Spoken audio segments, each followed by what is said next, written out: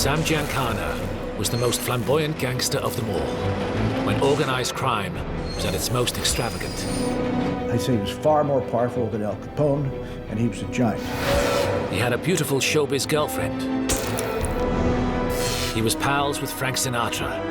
Sam Giancana didn't like to keep a low profile. He liked the big life. He liked to be seen with the stars. He was worth millions and had the power of life or death. He killed a lot of people, had a lot of people killed. One cold stare from you and it could cause you to become very concerned. If you crossed him, you were in deep trouble. But in helping elect a clean young president and assisting in the CIA's murkiest operations, his career sees the mafia and politics mix into a deadly cocktail. The pursuit of Sam Giancana is the ultimate story of the state versus the mob. And the final chapter is one of the most notorious mafia hits of all.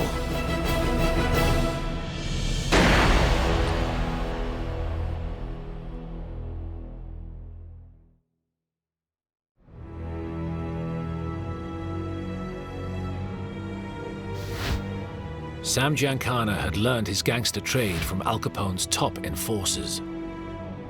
He excelled as a driver, delivering killers to murder their victims and evade the cops.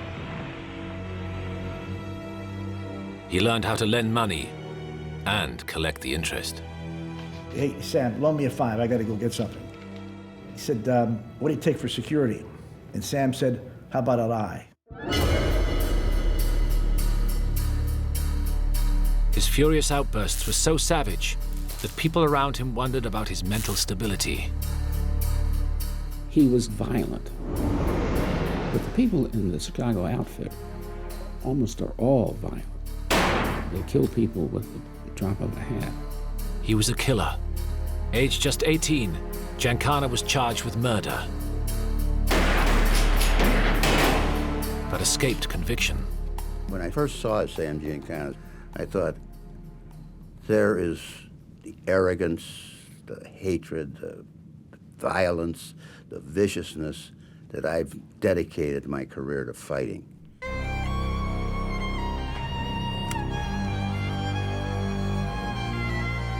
For the mob, Giancana's greatest strength was not his violent nature, but his gift for making money. It was Giancana who struck fear into the electricians' union so that every slot machine in Chicago paid the mob. It was Giancana who muscled the black gambling kings out of Chicago with threats and murder. Under his watchful eye, millions of dollars poured in from casinos in Las Vegas and Cuba. And by 1957, aged 49, Sam Mooney Giancana was boss of the Chicago outfit. Sam Giancana was the most powerful criminal chief in the history of the United States. He had his tentacles into the police, to the courts, to the business world around Chicago.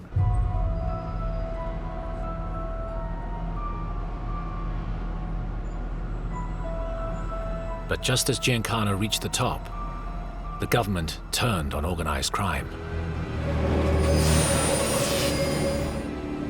An eager young lawyer began fighting to see him and his kind fall. Robert Kennedy.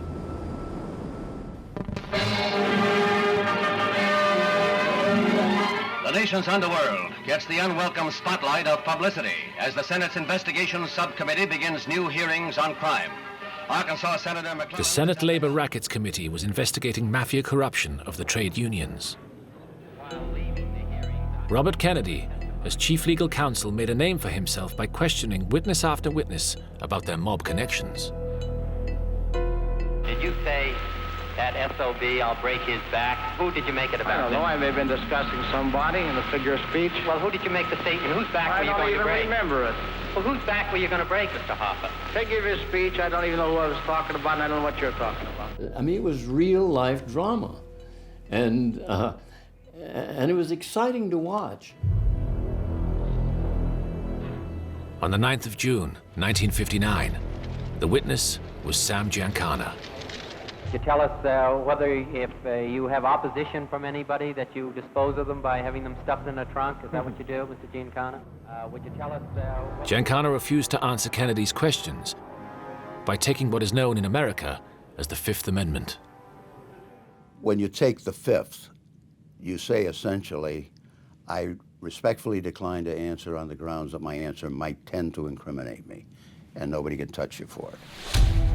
Sam Giancana asserted his Fifth Amendment rights over 30 times. I declined to answer because I honestly believe my answer might tend to incriminate me. Chief Counsel Robert Kennedy seemed frustrated and goaded the gangster. Will you tell us anything about any of your operations, or you just giggle every time I ask you a question? I declined to answer because I honestly believe my answer might tend to incriminate me. I thought only little girls giggled, Mr. Giancana.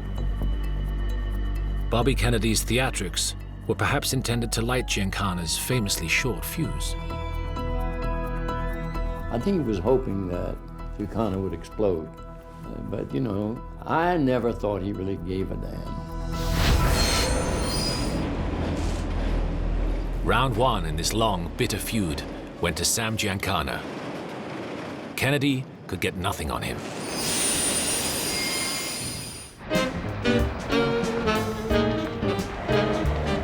And there was a reason why the Chicago boss felt untouchable. He was well connected to the Kennedys.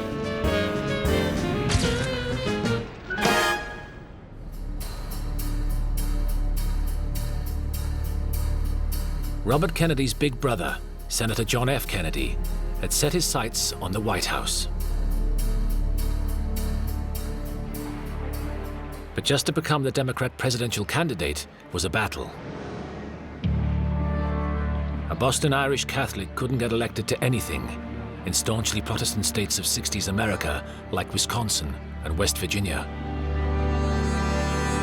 The wealthy Kennedy clan would have to buy support in these key primary elections, so they reached out to an influential family friend for help.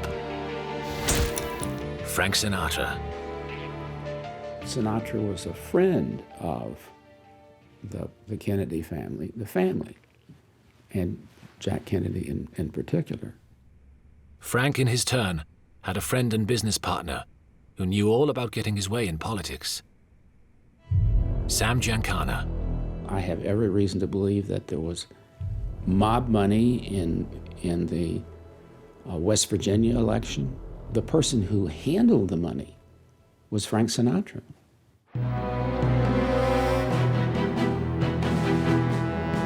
Before voters went to the polls, Giancana sent one of his men to spread $50,000 around West Virginia. He sweetened local politicians with new office furniture and paid bar owners to keep Sinatra's campaign song, High Hopes, playing on jukeboxes across the state.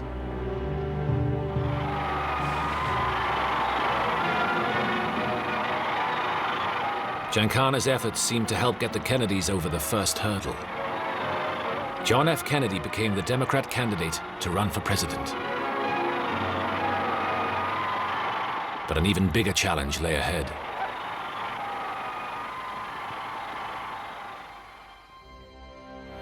In November 1960, John Kennedy faced the sitting Vice President, Richard Nixon, in the race for the White House. The election was too close to call. Pundits were saying that whoever won the state of Illinois would win the presidency. And the key to Illinois was Sam Giancana's backyard, Chicago.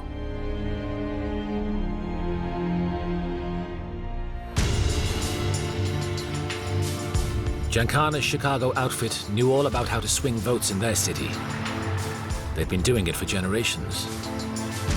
In this city, no criminal enterprise is going to work until they've got the politicians in their pocket. He had the politicians, and I mean all of them. One ruse was to send scores of people from precinct to precinct, illegally voting in each one. Another well-worn trick was ghost voting, impersonating deceased residents of a precinct. Mob-controlled unions were prevailed upon to vote Kennedy to a man. There were even claims that Giancana's hoods intimidated voters at the polling stations. Listening to the radio, listening to the returns coming in, it was obvious that there was a theft underway. Not since 1916 had the presidential election result been so close.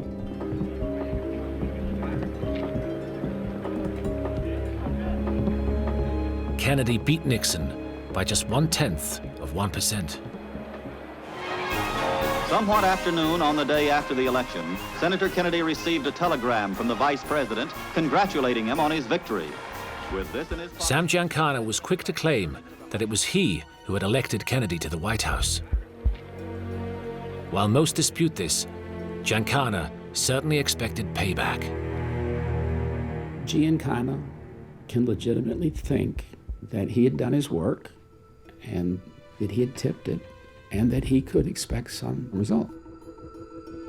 Giancana expected the new Kennedy administration to get Bobby off his back.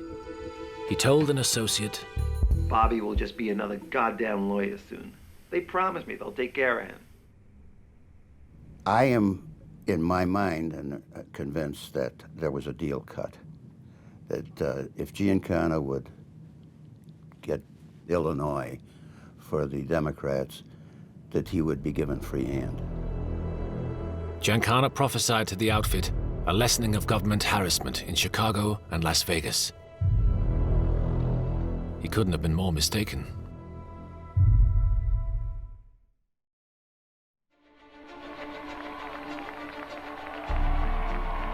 New President John F. Kennedy appointed his brother, Bobby, to the government post of Attorney General.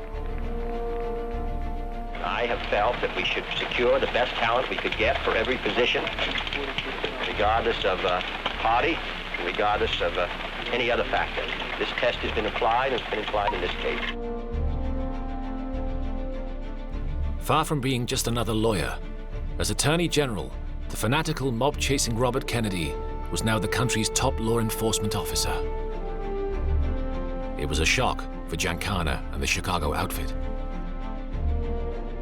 The last thing they thought was they would get Robert Kennedy as the Attorney General. Anybody but Robert Kennedy. That was a surprise. Bobby Kennedy, now in charge of the Department of Justice and the FBI, declared war on the Mafia. I think that in the field of organized crime, I think it's a very serious situation that's facing the country at the present time. I think a lot of steps can be taken in order to deal with the problem. I think it's gotten much more serious over the period of the last 10 years. Giancana cursed at the sight of the Attorney General and fumed at the very mention of the Kennedy name. To him, Bobby Kennedy's war on organized crime was a betrayal.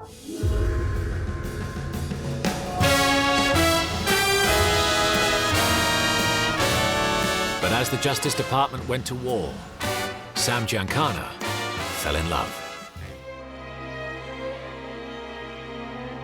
Phyllis McGuire was the lead singer of the headlining trio, the McGuire Sisters. She was 29. Giancana was 52. It seems violent Mo Giancana could be charming. And he wasn't flashy. It was just direct, and it was strength, and his eyes were, it's like they looked through you. She was a big star, stunningly beautiful, and he loved to be seen out with her on his arm. Giancana began to flood her with gifts of furs, cars, and jewelry. Cash had always bought him the most beautiful escorts, but this was different.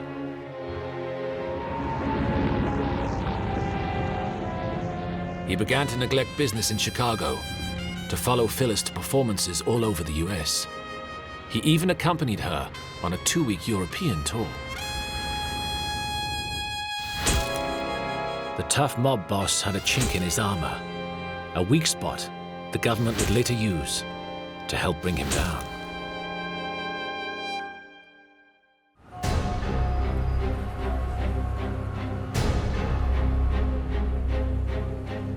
While Giancana was romancing Phyllis, Attorney General Bobby Kennedy was hard at work radically reforming the Department of Justice and the FBI.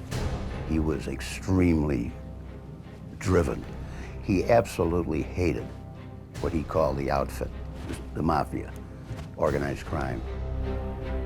To the 10 FBI agents assigned to Chicago, Kennedy added 60 more.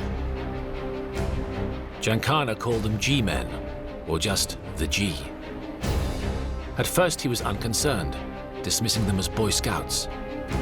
Up to now, their track record against organized crime had not been good. But Kennedy was changing the game. The FBI agents that descended on Giancana were a new breed. They were all clean-cut, college-educated men. Many were lawyers. Above all, the biggest problem for Sam Giancana was that these government men had a fanatical commitment to their incorruptibility. Unlike other Chicago law enforcement, Giancana couldn't buy them.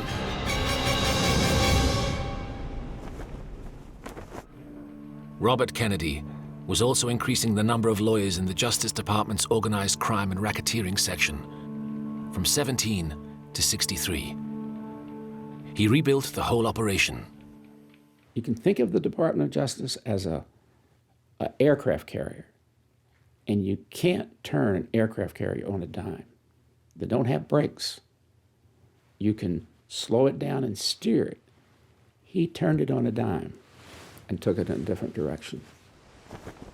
The Attorney General funded his new crack team of investigators well. His goal was to get all government agencies working together as never before, to break the grip of organized crime. He talked directly to you. It gave us a whole feeling of electricity in what we were doing and commitment to what we were doing. We did feel that we were kind of like the new untouchables.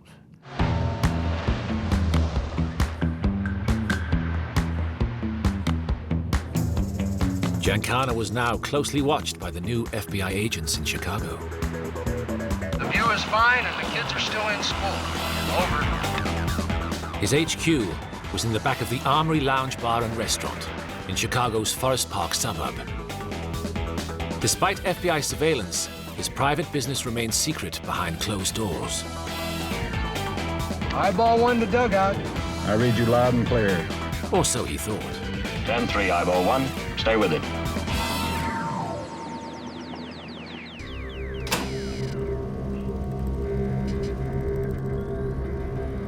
The G-men had a new weapon that would turn Giancana's world upside down. Electronic surveillance. Bobby Kennedy decided that organized crime was an issue of national security. It was a threat to the United States and fell in that category that you could exercise a wiretap and install a wiretap without a warrant. The number of FBI bugs and wiretaps in America exploded from just a handful to hundreds. The FBI agents Romer and Hill, assigned to monitor Giancana, were quick to hide a microphone in the Holy of Holies, his HQ, the Armory Lounge. The G-men overheard Potsy Poe, an old associate, complaining about them to Mooney Giancana. I never thought it'd be this fucking rough. You told me when they put his brother in there, we're going to see some fireworks. But I never knew it'd be like this. This is murder. Concentrate on a certain individual. You mean the outfit? Yeah. The agents heard exactly how Giancana ran the outfit. Although officially the boss, he received advice from senior mob figures and retired boss Tony Accardo. Listen, Mo. Oh, we aren't here to try to twist your mind. We're just giving you what's practical. Practical advice, that's all. We're not here to try to distort you. The tapes also revealed how Giancana advised his driver and bodyguard, Butch Blasi, about the Mafia Code of Silence, Omerta. He warned about the penalties for blabbing mob business to outsiders.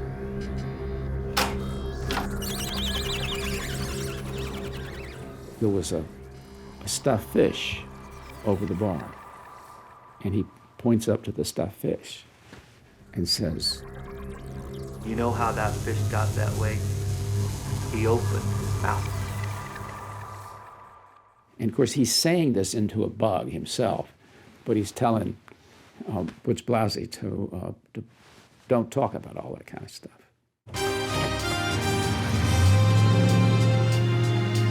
FBI agents Roma and Hill, in their surveillance of Giancana, did their utmost to exploit his weak spot, the relationship with Phyllis McGuire.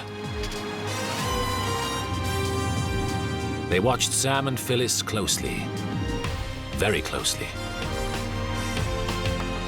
They took photos and shot moving footage of them together when they went out.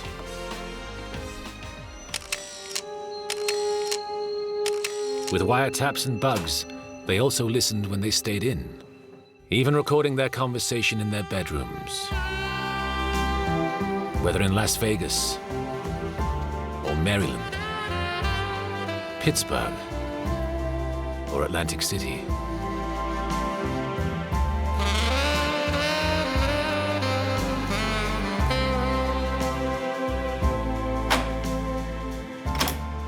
The pressure of tight surveillance got to Sam Giancana. His acid anger was fired at the G-men whenever he saw them. Now Roma, he spots us. He says, "Hello, Mo," and he walks away. So we move out of there into the other room, and who the fuck walks in but that shit Hill? Giancana started to lose control. He antagonized the agents and hissed obscenities. Retired boss Accardo was concerned that Giancana would do something stupid. Don't call them dirty words or anything. Don't pay attention. Just walk away from them. Let them talk. You guys, holler and go fuck yourselves and this and that. They're bastards. They're just like us. They got a job to do. We know what to do and we do it. I know.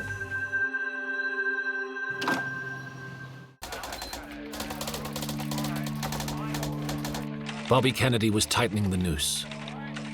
But one government agency had jeopardized all his work by secretly seeking Giancana's help, the CIA. The consequences for the agency and for Giancana would eventually be dire.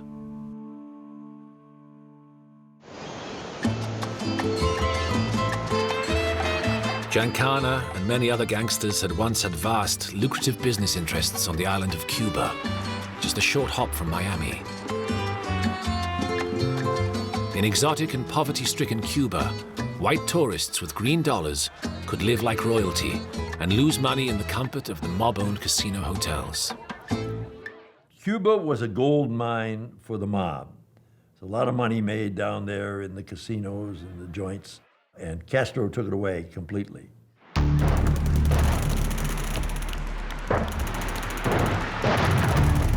On New Year's Day, 1959, Fidel Castro's rebel forces swept into Havana and, with popular support, supplanted the old mob-friendly regime of President Batista. Castro swiftly nationalized land and American businesses. He cost the mob and the US government untold millions of dollars. The mob, they were running Cuba. They were running amok down there under Batista. And when Castro came in, he threw them all out. So they were not happy with him. If they could get rid of Castro, they could move back in. It wasn't just the mob who wanted Castro gone. The CIA saw Castro as a dangerous communist on America's doorstep, and they wanted him swept away. So who would you go to? You go to mob guys who had good connections in Cuba. They'd operated there for years and are pretty good at killing people. On the basis that my enemy's enemy is my friend, the CIA met Giancana and associates to try to arrange a gangland hit on Cuba's president, Fidel Castro. They're certainly naive about the organized crime. They're not a hit squad. You can't buy them to kill people. They thought they could.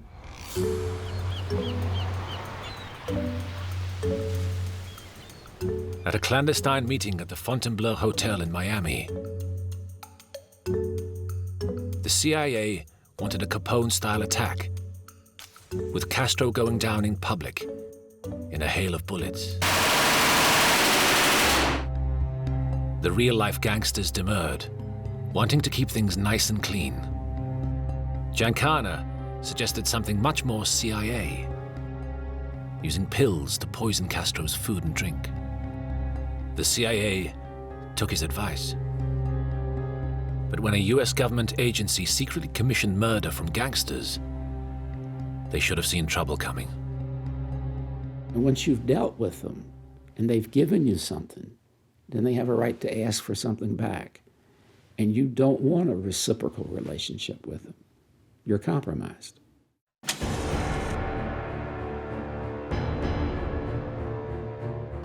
Master manipulator Giancana soon turned the situation to his advantage. First, he's working for the CIA, and then somehow, they find themselves working for him.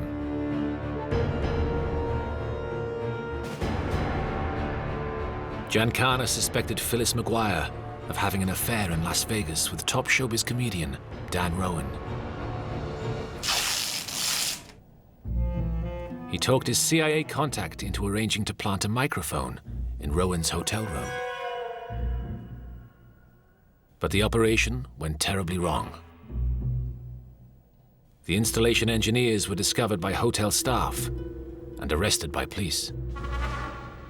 The CIA feared the mob connection and Castro assassination plot would get out. The agency did not want that plotting to come public, and they were afraid to death of any public examination of Giancana. To avoid a public trial, a deeply embarrassed CIA Director of Security, Sheffield Edwards, had to confess in a memo to the FBI the whole sordid affair. When he found out, the Attorney General, Bobby Kennedy, was furious. And he called Sheffield Edwards in to his offices. And what he said was, the next time you do something like that, you talk to me first. One day, all this would come back to haunt both the CIA and Sam Giancana.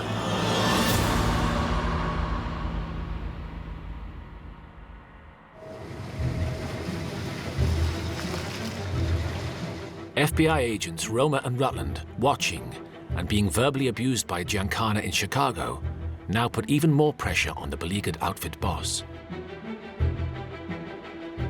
Determined to drive him over the edge, the agents implemented what they called lockstep surveillance. Every day, round the clock, they were with him, following in cars. When he got out, they got out. When he walked, they walked within feet of him. They followed him on his golf round, rushing his game, jeering from the edge of the greens. They were like this. He played golf, they were behind him, just everywhere he went. And it sent him off like a Roman candle. They even followed him into restaurants. If he went to the restroom, an agent would also go and stand at the next urinal, which made it difficult for him to do what he had gone there to do. It was pure, simple harassment. They weren't getting anything out of that. Roma and Rutland were right about one thing. It drove Giancana mad. An electronic surveillance recording made in June 1963 reveals that his mob associates thought he was becoming dangerously irrational. That fucking Giancana. Wait till you hear what he's done now. He's not making good decisions. What happened? Charlie McCarthy told Roma that Mo told him to tell Kennedy to talk to him through Sinatra. For Christ's sake, that's a cardinal rule. You don't give up a legit guy. He tells Roma that Sinatra's our guy to Kennedy? More or less. I'm so fucking mad I could jump out your window. And we gotta do something about this. The G is driving this man goofy.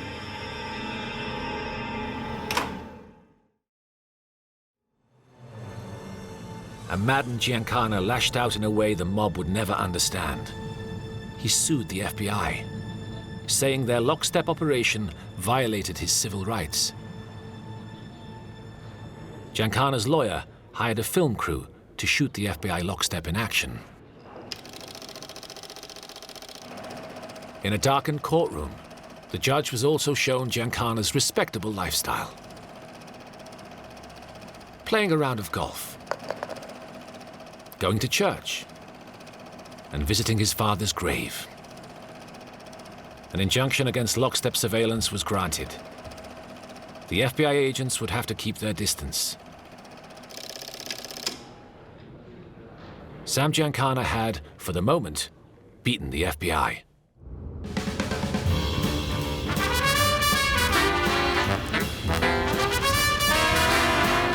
But Giancana's victory soon evaporated. And to escape the continual scrutiny, he and Phyllis holidayed at Sinatra's home in Palm Beach, and then in Las Vegas.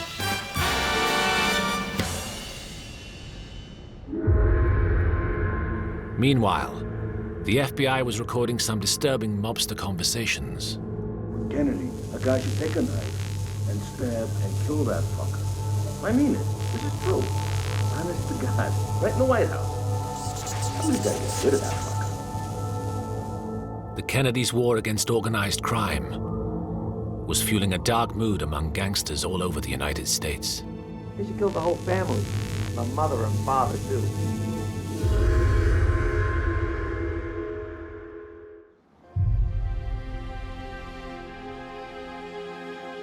Just a few months later, on November the 22nd, 1963, President John F. Kennedy was assassinated during a Dallas motorcade.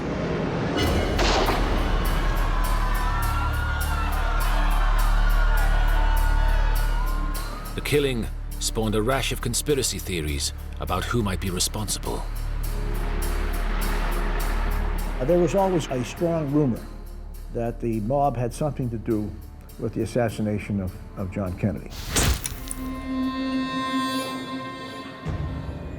The rumors of Mafia involvement were fed when it was revealed that the man who gunned down Kennedy's assassin, Lee Harvey Oswald, was mob fixer Jack Ruby.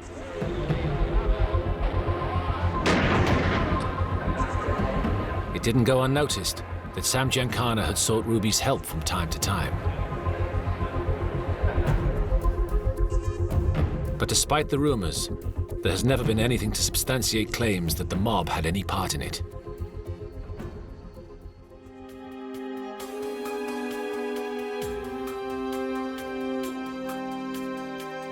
President Kennedy's death did, however, give the mob what it wanted: the immobilization of his gang-busting brother.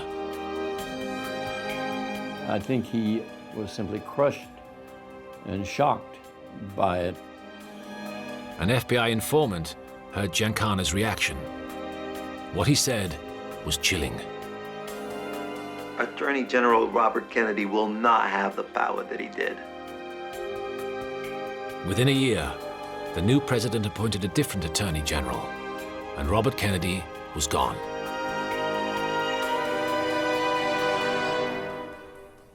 Giancana thought the pressure was off.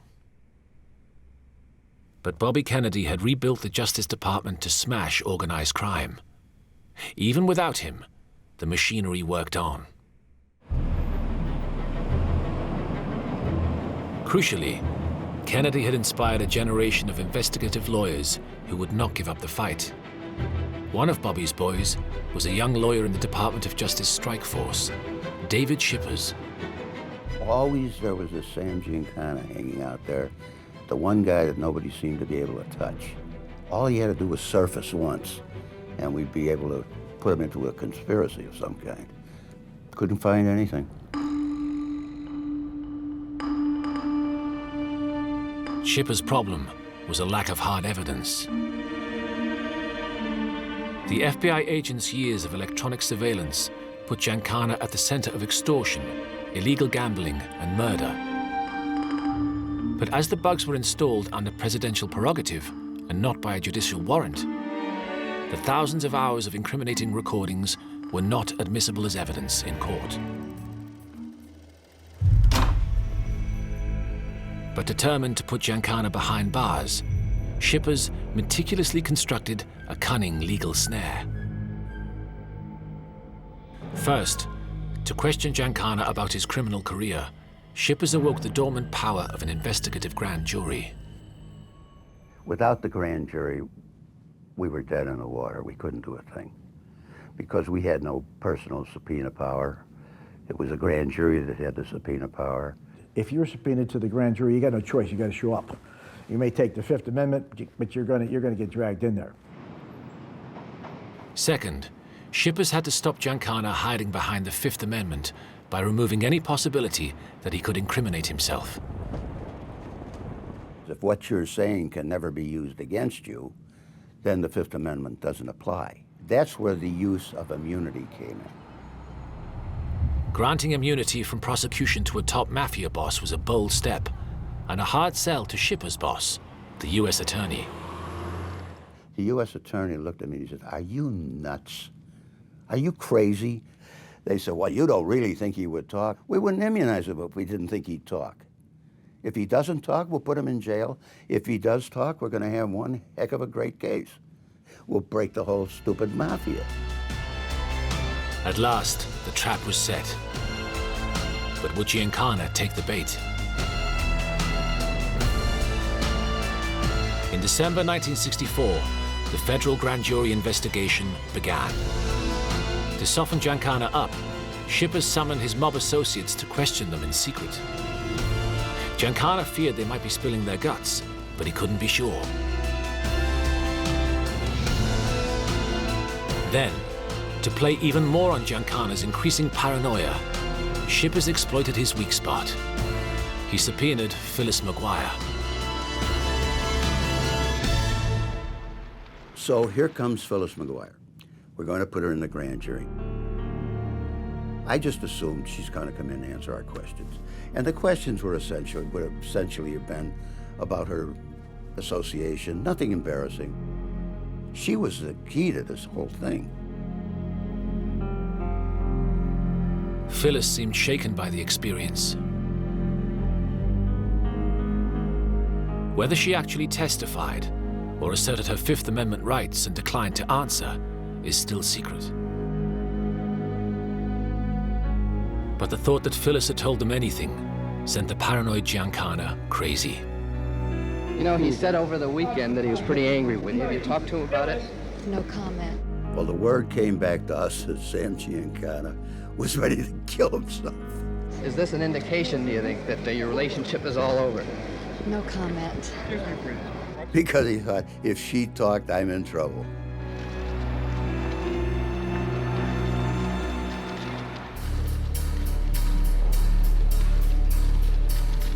David Shippers scheduled Giancana straight after Phyllis and made sure he reinforced Sam's fears when they met just before questioning. I had a transcript of another individual's testimony in some case. It was about a half-inch thick. And we had the court reporter put a page on top that said, "Testimony of Phyllis McGuire." And I know Sam saw it. Shippers had Giancana right where he wanted him, on the witness stand. The Chicago boss thought he knew the rules of this game. He'd plead the Fifth Amendment to each question and go home as usual. But he didn't realize David Shippers had changed the rules. I remember the judge saying to him, "Mr. Giancana, if you received a traffic ticket on the way in here today, nobody can touch you. You are immune from any prosecution for any crime as of this moment."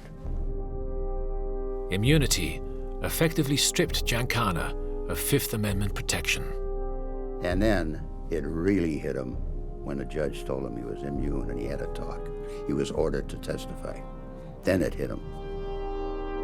The single-minded purpose of David Shippers seemed to remind Giancana of an old adversary. He turned to me and he said, "You're one of Bobby's boys, aren't you?" And I said, "Yes, sir, I am." Giancana had no choice. If he talked and lied, he was certain to perjure himself. If he talked and told the truth, the mob would kill him.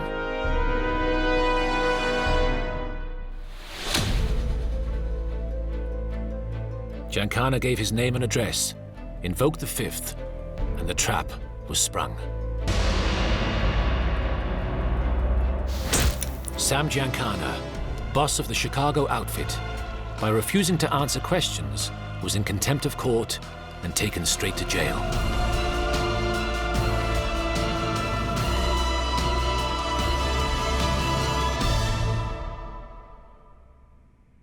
Sam Giancana was totally awed. He was rattled. He couldn't understand how this could happen. The judge commented that Giancana had the key to his own cell. He would be released when he decided to answer the grand jury's questions. But in the outfit, you don't talk. Giancana kept his mouth shut. This was a government victory of sorts, as it was the first time he'd been in prison for over 20 years. That rocked the whole organized crime around the country.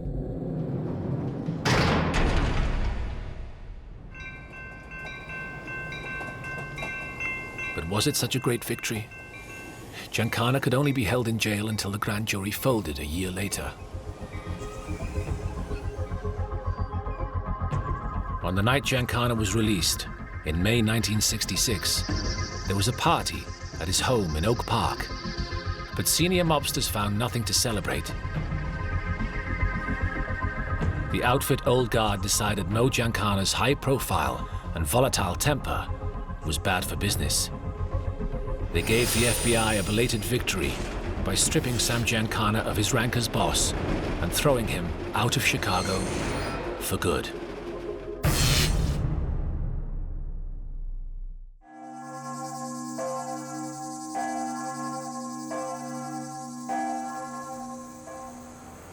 Giancana left the US to live in Cuernavaca, Mexico.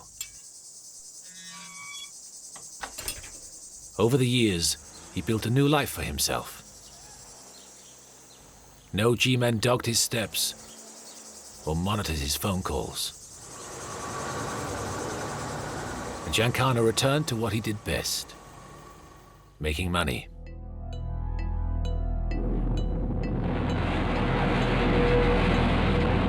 In the mid-60s, as NASA prepared to put a man on the moon, Giancana was launching a gambling operation on cruise ships in the Caribbean. While the US tore itself apart over the Vietnam War, Giancana's international ambitions met with success in Guatemala and with the Shah of Iran. In 1968, his old adversary, Robert Kennedy, ran for president. But on the campaign trail, he was gunned down and killed. And although the 70s saw an aging Giancana undergo abdominal surgery, he enjoyed a quiet, wealthy life. Then, suddenly, a dark episode from his past cast a chill shadow over Sam Giancana, his connection to the CIA.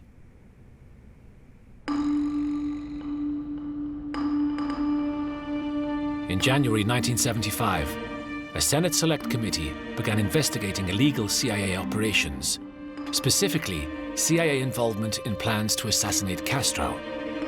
Its findings would shock Chairman Senator Church.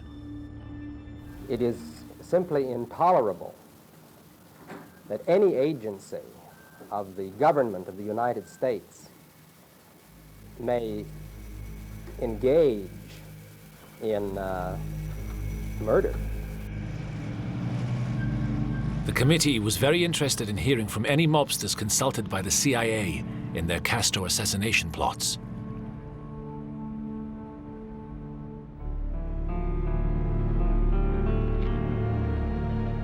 Although lying low in Mexico, Giancana had been snatched from his hideaway and suddenly found himself deported back into the United States. The press were waiting.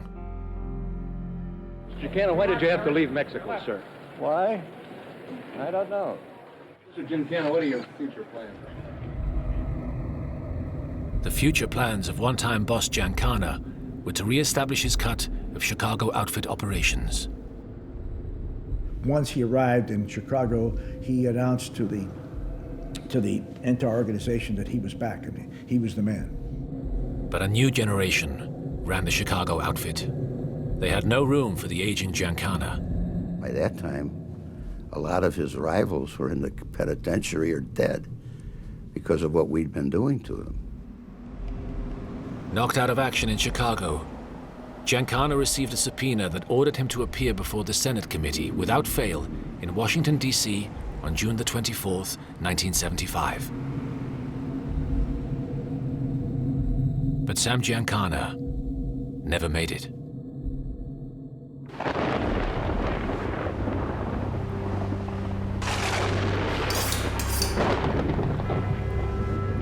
On June the 19th, 1975, 4 days after celebrating his 67th birthday, Sam Giancana was at home in Oak Park, Chicago. He was cooking in his basement kitchen. Routine police patrols noticed nothing unusual.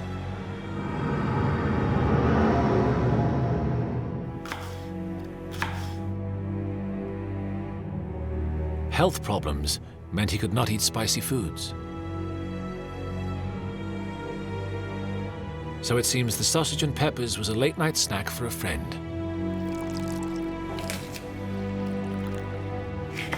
A friend Giancana liked and trusted.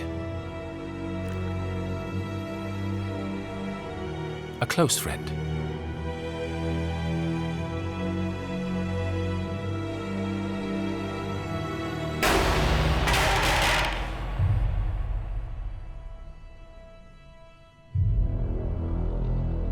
But the Mafia hadn't quite finished with Sam Giancana.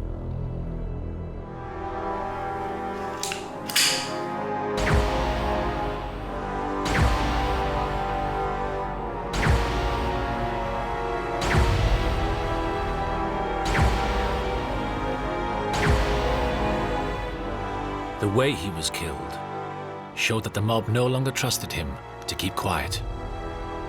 He was shot in the mouth, so that you might draw the conclusion that somebody was leaving a message. Don't talk. It was somewhat interesting that somebody that powerful was killed, so there had to be a major decision among the powers that be in the mob. Sam Giancana's extraordinary career had lasted over 50 years, spanning the heyday of organized crime in America. In the years after Giancana, show business stars began to shun any mob connection. The glamorous image of gangsters became tarnished. People realized they were just killers. Never again would a mafia boss be so closely associated with the bright stars of show business or the dark underbelly of politics. The FBI and the Justice Department had struck the first serious blows aimed at breaking the Mafia.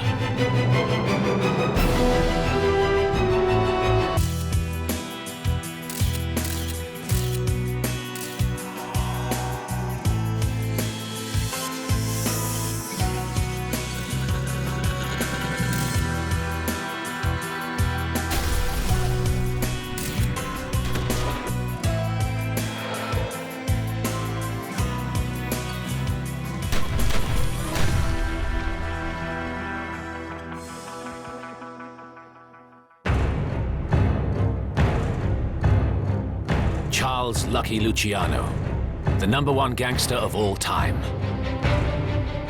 Intelligent, ruthless, and a visionary. Luciano transformed the Mafia from warring street gangs into a highly sophisticated empire. Under Luciano, the Mafia grew to be bigger than General Motors. And by the time he'd finished, the mob was raking in $40 billion a year. Lucky Luciano is a quintessential American. Using his cunning and his intelligence, rises to a position of fantastic power and wealth. This is the story of the man who put the organized into organized crime. One man changed the whole texture and landscape of crime in America. There's no question that Luciano invented the modern mafia. But where were the law enforcers? Why was nobody able to stop him?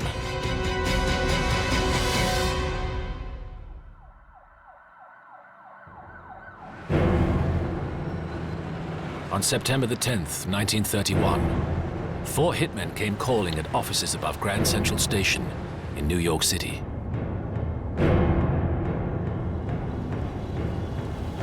Their target, New York's top mafia boss, Salvatore Maranzano.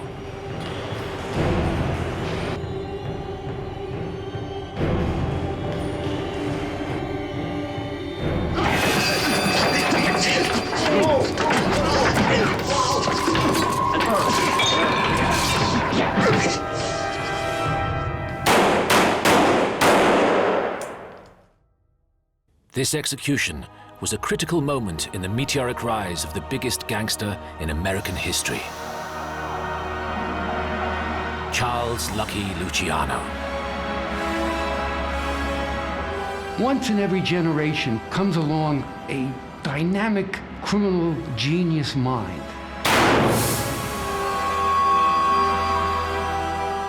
And the mafia in America was blessed that they had Lucky Luciano.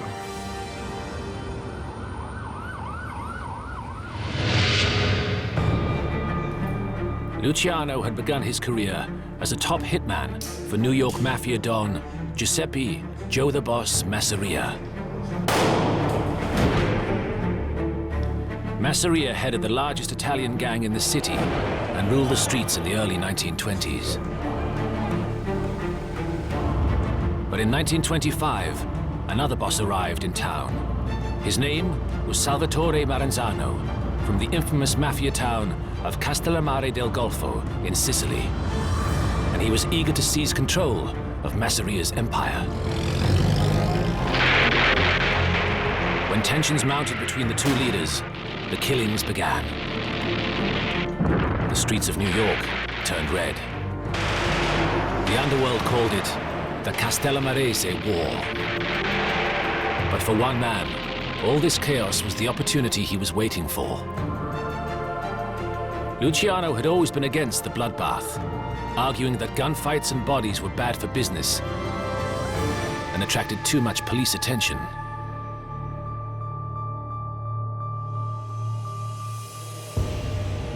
Luciano also despised the old ways of his warring boss, Masseria. Luciano wanted to build bridges with Jewish and Irish gangsters. He believed their networks were essential to the success of the Mafia's international businesses. But Masseria was fiercely opposed to any non-Italian partnerships. People like Masseria hardly spoke English. They couldn't communicate. It was a different generation. And Lucky understood this and they didn't.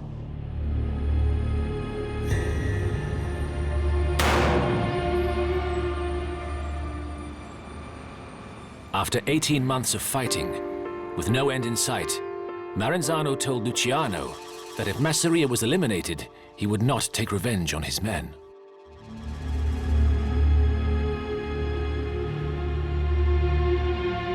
Luciano shared Maranzano's vision and made him an offer.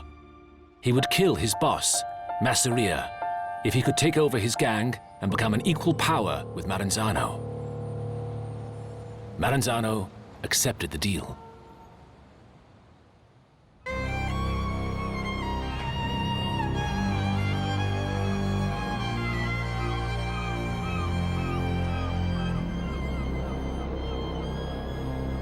Luciano invited Masseria to a lunchtime meeting at one of his favorite restaurants, the Nova Villa Tamaro, in Coney Island, New York. While they played cards, Luciano's hitmen waited outside for his signal.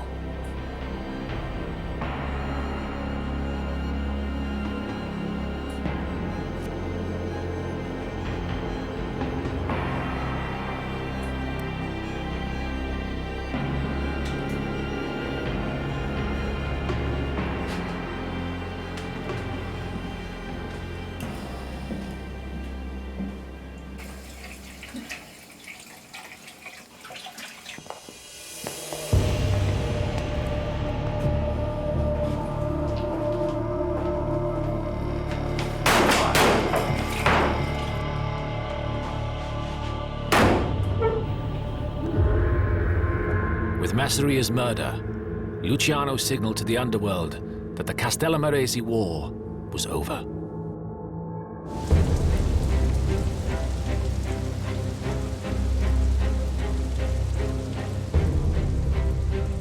Maranzano then called hundreds of gang members from across the country to a meeting in the Bronx to announce his victory.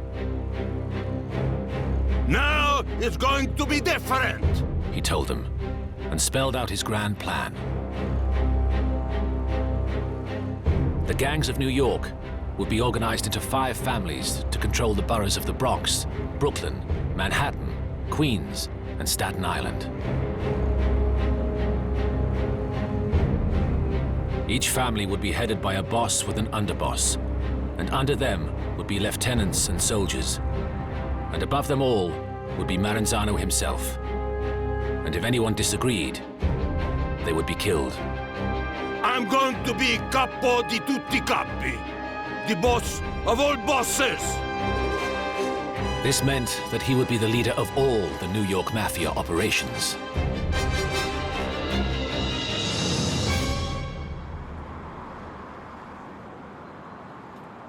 His speech enraged Luciano. Maranzano had backtracked on his promise of equality, and now Luciano was determined to strike back.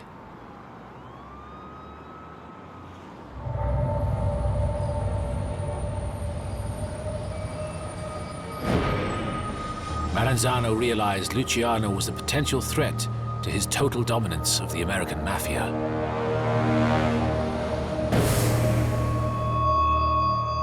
So Maranzano contracted the notorious Irish killer, Vincent Mad Dog Cole, to get rid of Luciano. Cole was a lone, out-of-town hitman for hire and would be perfect for the job. But Luciano learned the details of the plan. Maranzano would call him into his office for a business meeting, and Mad Dog Cole would be waiting there to kill him.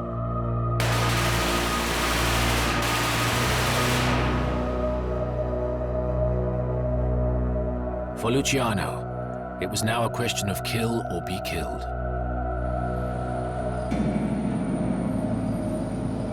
The problem was how to kill Maranzano. He was extremely well protected, never without bodyguards, and always traveled in a bulletproof car.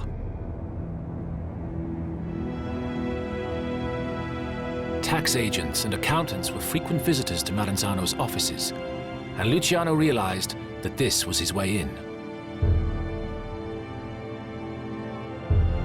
On the day Luciano was to have his meeting with Maranzano, he would send his hitmen instead, all posing as taxmen. As an extra touch, they would be Jewish, as he knew Maranzano despised them.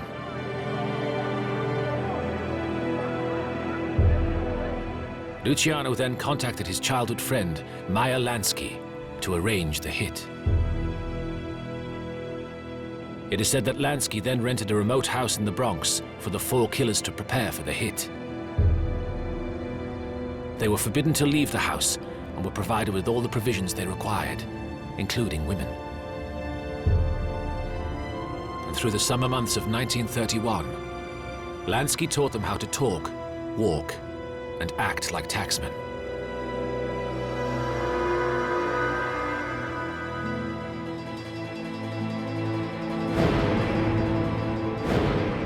Then in September, the call came through. Maranzano told Luciano to come to his office to discuss urgent business.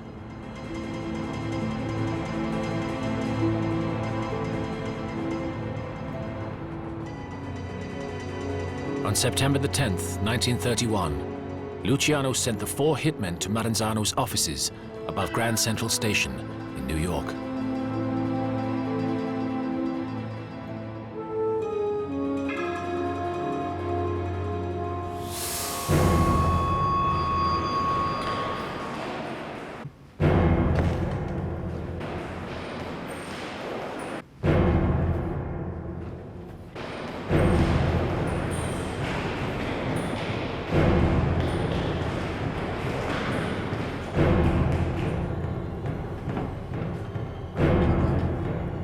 gangsters entered his office and drew their knives, a weapon chosen to kill their victim in silence.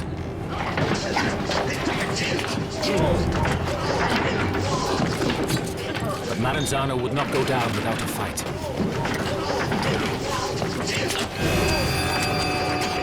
He took multiple stab wounds to his body, a slashed throat. He was still alive. The killers were forced to do it the noisy way.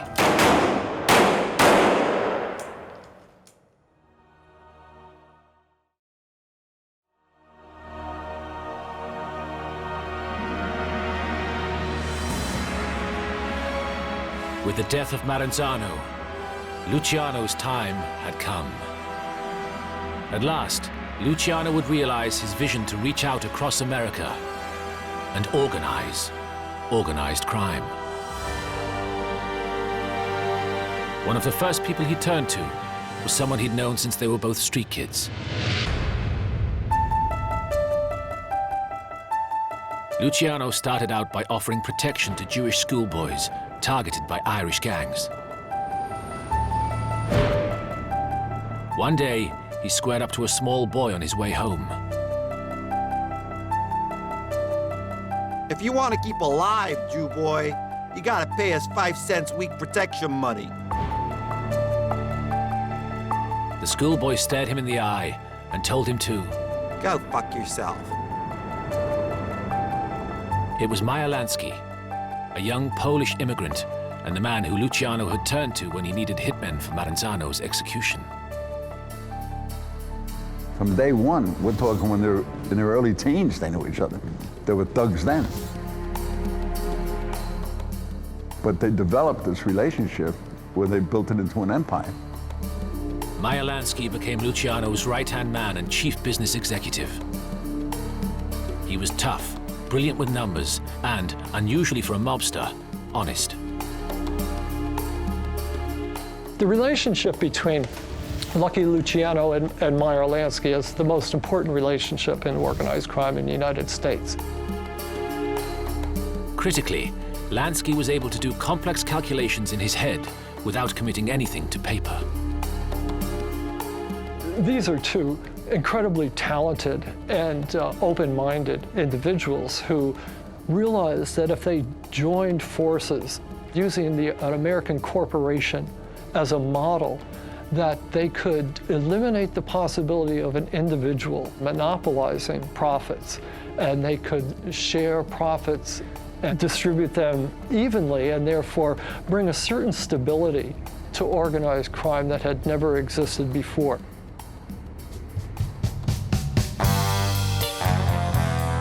And there was another Jewish gangster to get Luciano to think big. Arnold Rothstein. Known along Broadway as the Brain, the Big Bankroll, and the Fixer, Rothstein was a fabulously rich New York businessman. There were things that Rothstein was doing that nobody else was doing, and Luciano saw the possibilities. Rothstein could bring off rackets that no one else could dream of. Arnold Rothstein was famous as the man who fixed the 1919 World Series. This is a prime example of racketeering.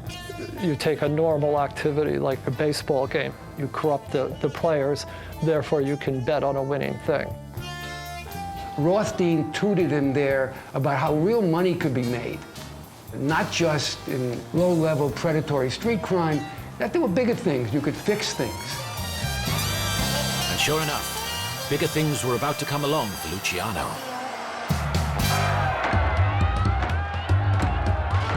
In 1919, the US government did an incredible thing. It banned alcohol, believing that it was leading to the moral destruction of the nation. The ban was known as Prohibition, and with America wanting to drink, it was a gift to organized crime gangs, especially in the thirstiest cities like New York. They saw a real gold mine in Prohibition.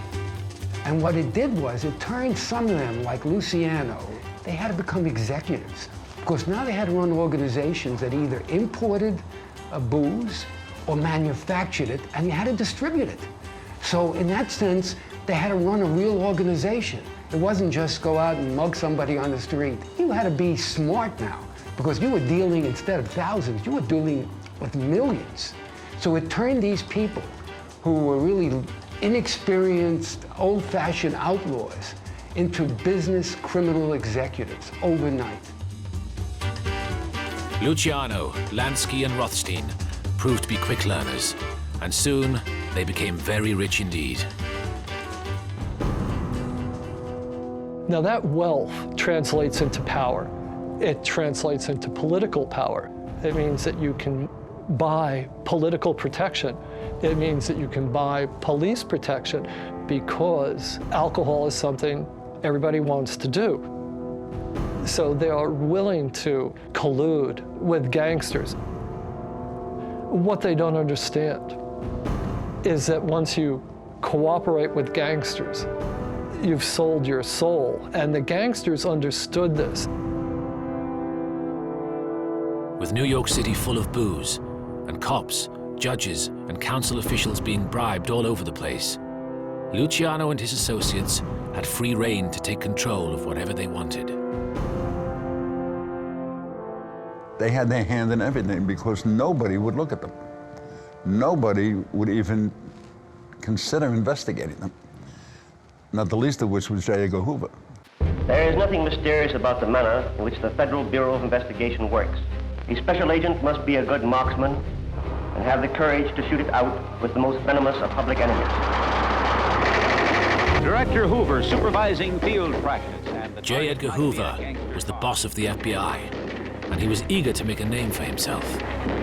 The Federal Bureau of Investigation, the paramount law enforcement, and the only national law enforcement agency that could really combat the Mafia, and they didn't do a thing.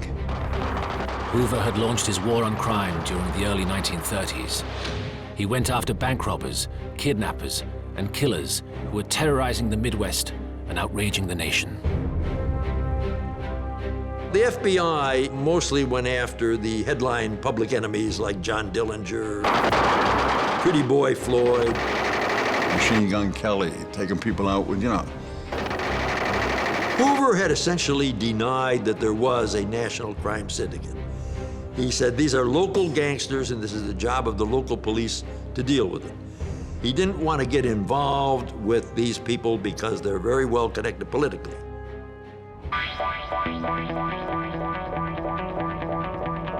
Realizing nobody was going to come after him, Luciano was able to expand his vision and develop new ways for the Mafia to grow. Luciano saw and could predict that by the late 20s, Prohibition was going to end in America.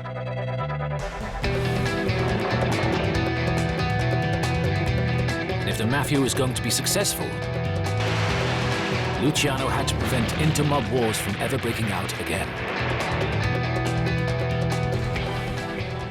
It was terrible for business, and it also threw a spotlight on him.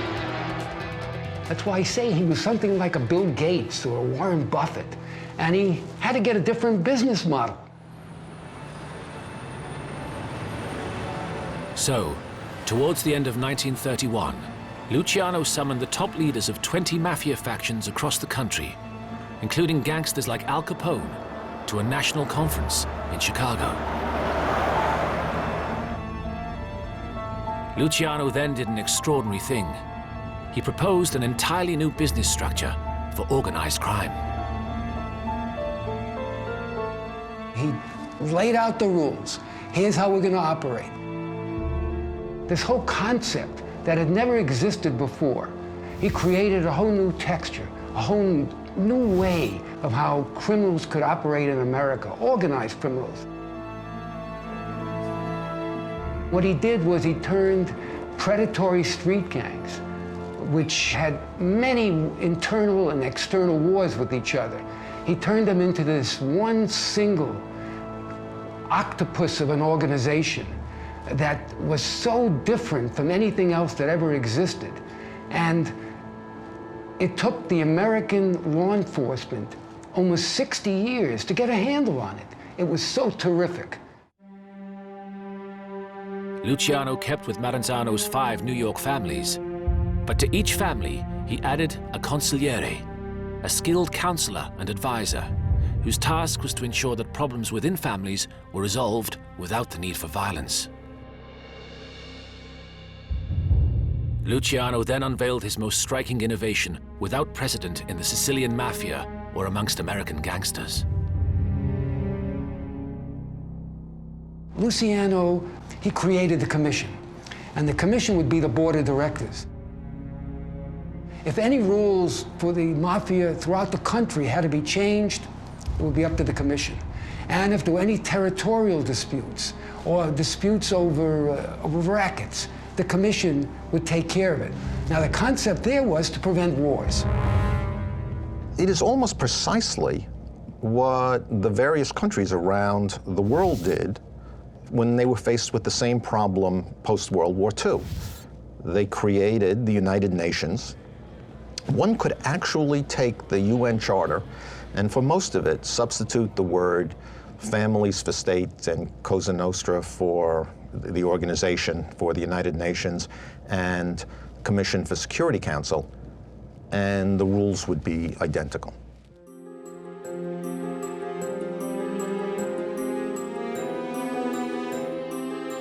As proof of his good intentions, Luciano introduced one other startling change. He would be just one amongst equals. There would be no boss of all bosses. Instead, Luciano introduced a more democratic form of leadership. The commission would consist of a board of 7 family directors, 5 in New York and 1 each in both Chicago and Buffalo. Each would have a single vote with all the decisions determined by the majority. This would ensure all the leaders of the most powerful families had an equal say. He was this incredible, dynamic genius who saw how the landscape and how the tapestry of the mafia had to be organized. Here is somebody who comes along in 1931 and envisions that if the mafia was going to prevail and succeed, it had to be a mirror image of American capitalism. Luciano had come up with a business structure. It would last for the next 50 years. And because it worked so perfectly, everything was now up for grabs.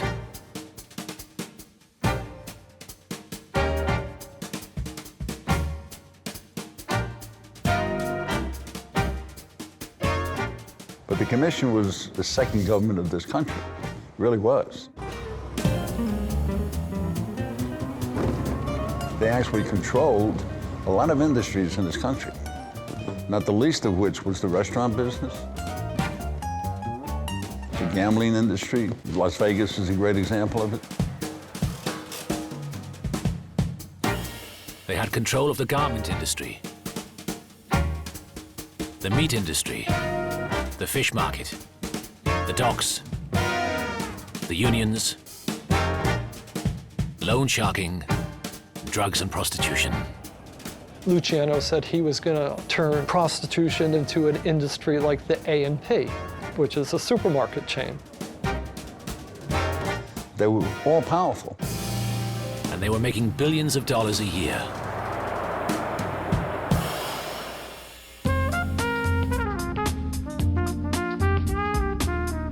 And what was good for the Mafia was good for Luciano, too. By 1930 standards, Lucky Luciano wasn't even a multi-millionaire anymore, he was a billionaire.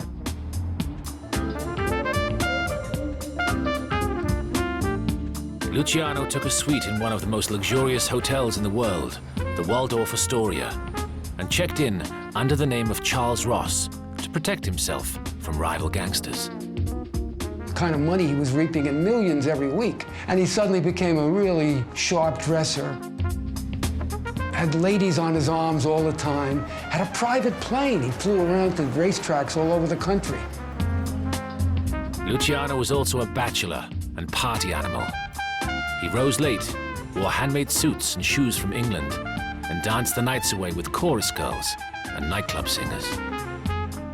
And he operated in this kind of almost open fashion as this suave, debonair type who could roam around New York, nightclubs, he had pieces of everything.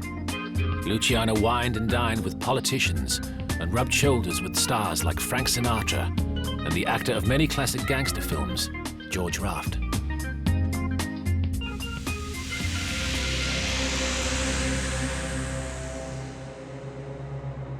Luciano's high life was getting him noticed elsewhere.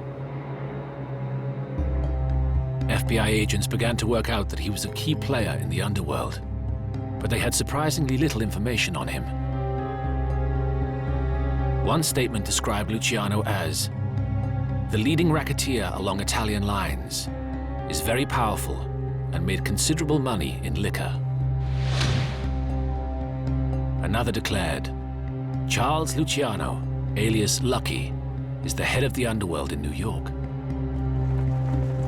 And an FBI memo had Luciano in a conspiracy to smuggle drugs from Europe into the United States.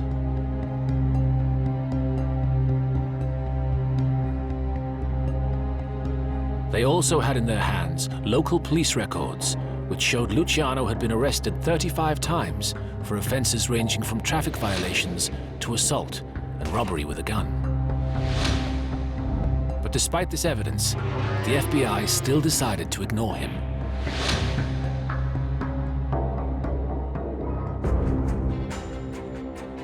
But there was a man determined to get Luciano.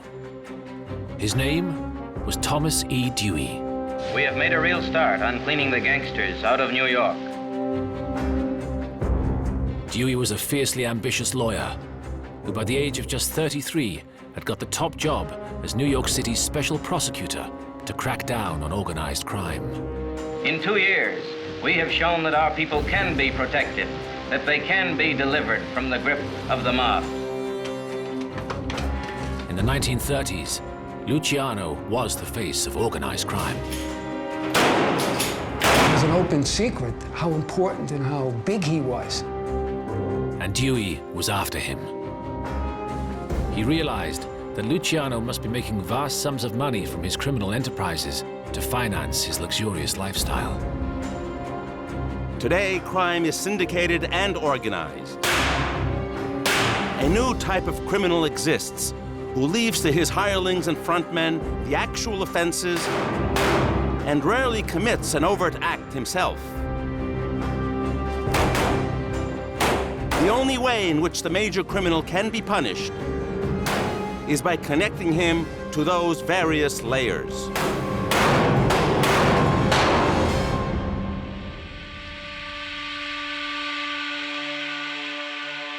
But Dewey had a tough time finding anything he could pin on him. Luciano was careful with every step he took. He was wary of wiretaps, cautious with his telephone conversations, and like his close friend, Meyer Lansky, kept no records on paper. All the incriminating details were in his head.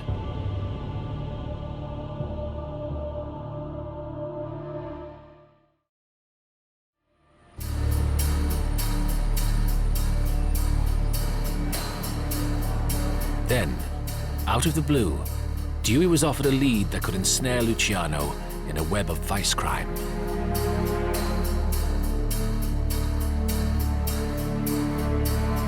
A series of police wiretaps in local brothels uncovered clues that an organization called the Combine controlled around 300 establishments in Manhattan and Brooklyn.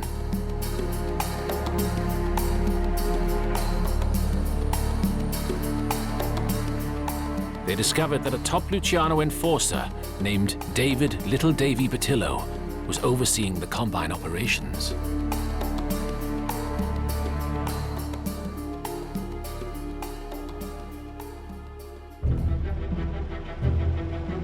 In January 1936, Dewey's investigators raided 80 brothels in the New York City area and arrested over 100 prostitutes and madams.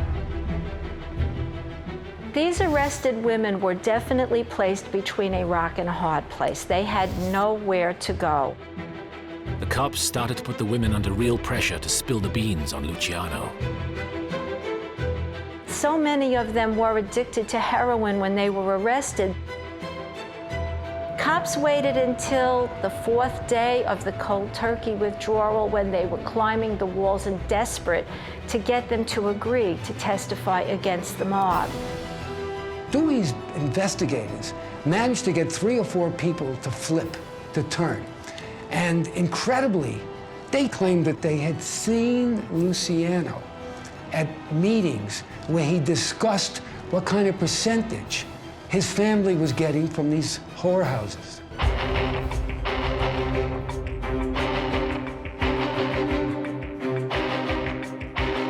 Even before the trial had commenced, the newspapers had Luciano convicted. The New York Daily News headlined him the droopy-eyed Tsar of the oldest profession.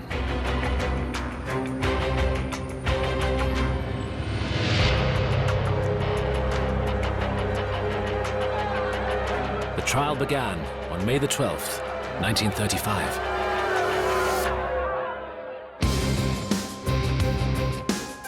Dewey reigned forth in his opening statement. Luciano will be shown not to have placed any of the women in houses or taken money from them. Instead, he set up his apartment in the Waldorf Astoria and was the czar of the ring. We will show that Luciano's function was to rule. All other defendants were his servants. Dewey lined up 68 witnesses, mainly hookers, pimps, and madams, who had been promised shorter sentences, immunity, or probation from aiding the prosecution. Dewey's main strategy was to depict the prostitutes as desperate victims of the Depression, exploited and terrorized by the Combine's ruthless enforcers.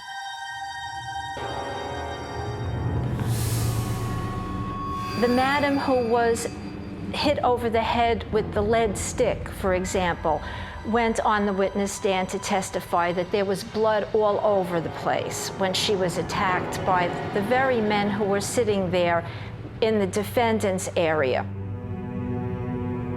One of the key witnesses was the notorious Madam Cokie Flo. Cokie Flo's testimony was typical of the testimony that all of the women gave on the witness stand. It was hearsay. She heard Luciano was going to bring everybody together like a chain of supermarkets. She heard this and she heard that. The idea that he would discuss in the presence of prostitutes, even a madam, the kind of mundane business stuff just didn't work. It looked like a fix. They got these witnesses to really exaggerate or to invent testimony. At this stage in the trial, with doubt being cast over the evidence, everything seemed to be going in Luciano's favor. But then, Luciano made a big mistake. Against his lawyer's advice, he insisted on taking to the witness stand to deny all charges. Dewey's demeanor while interviewing Lucky Luciano, while Luciano was under oath on the witness stand, was very brilliant. He got him to show his underworld side, the side that wasn't very funny to most people, wasn't very suave or sophisticated to others. For 4 hours, Dewey pummeled him with questions about his life, his previous convictions, his taxes, his association with other gangsters, and proved that he was lying in answer after answer. He was really lacerated by Dewey's question. I'm asking you, do you tell the truth when you are under oath? I'm telling the truth now. You don't want to answer that question, do you? I didn't say I told the truth all the time, but now I'm telling the truth. Dewey's onslaught had now reduced Luciano to a perspiring, squirming wreck. Far from being an honest businessman, he was revealed as a tax evader. You have not paid a dime to the state government yet, is that right? That's right. And that is because the federal state prosecutes big gangsters and the state does not by income tax. Isn't that so? I don't know. Dewey even brought out information, very embarrassing to Luciano, that he had once, when he was a young man, had been an informer in a narcotics investigation. So it made his whole reputation look a little tainted. Here was this top guy. Turned out that once he had been a rat to save his skin. In the end, Dewey's summation to the jury described Luciano's testimony as a shocking, disgusting display of sanctimonious perjury, at the end of which I am sure not one of you had a doubt that before you stood not a gambler, not a bookmaker, but the greatest gangster in America. And Dewey managed to persuade the jury to the end.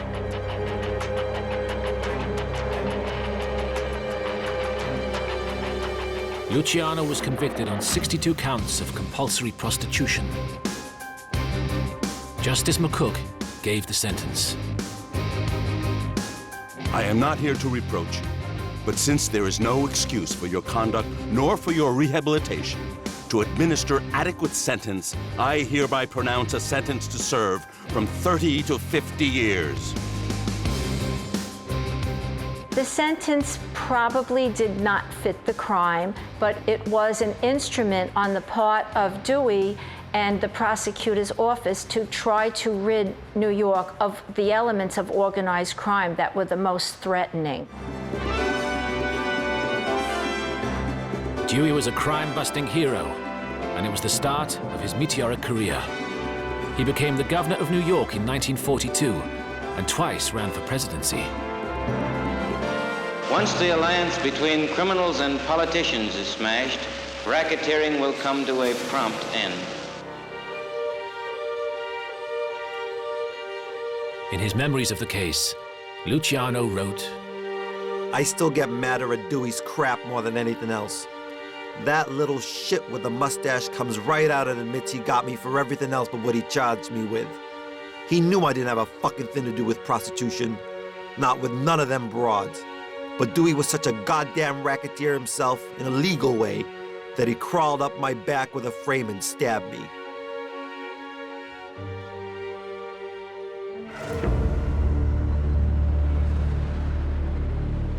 Luciano tried to fight back. He appealed against his sentence, and he ordered for the prostitutes who testified against him to be rounded up so they could now say they had lied in court. They met up with the mobsters, all is forgiven kind of mentality, and re-addicted to heroin almost immediately. Once they were re-addicted, they brought them cross-country to offices in California, signed briefs that they were rescinding their prior testimony and that they did not mean it, that they told a bunch of lies. But despite his efforts, Luciano's appeal failed.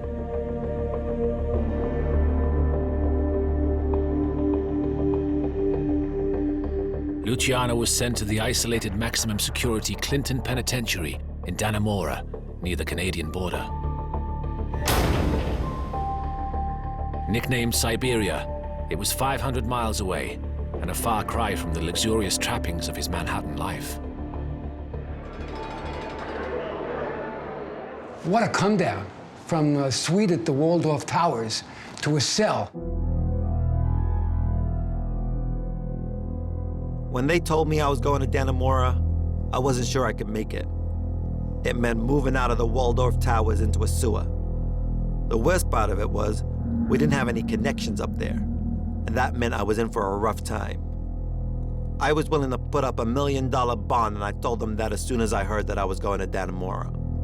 But once they had me, they wasn't gonna let me go. But anyone who thought Luciano was finished was mistaken. His foresight in setting up the commission now showed itself.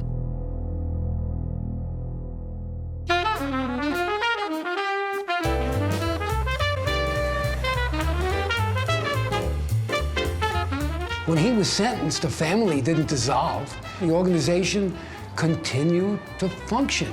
And this is, again, the wisdom of Lucky Luciano, that even though he, the originator, is the first boss to be convicted, he proves his point. It functions well.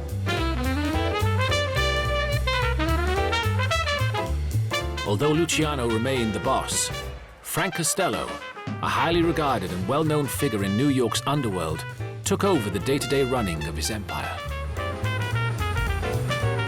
And Costello continued to bring in millions of dollars and increase the family's fortunes, while his boss planned his next move. And Luciano didn't have to wait long.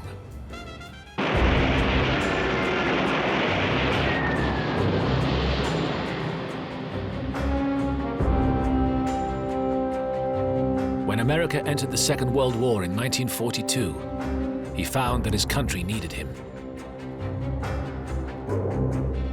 The war in the Atlantic was going badly for the Allies.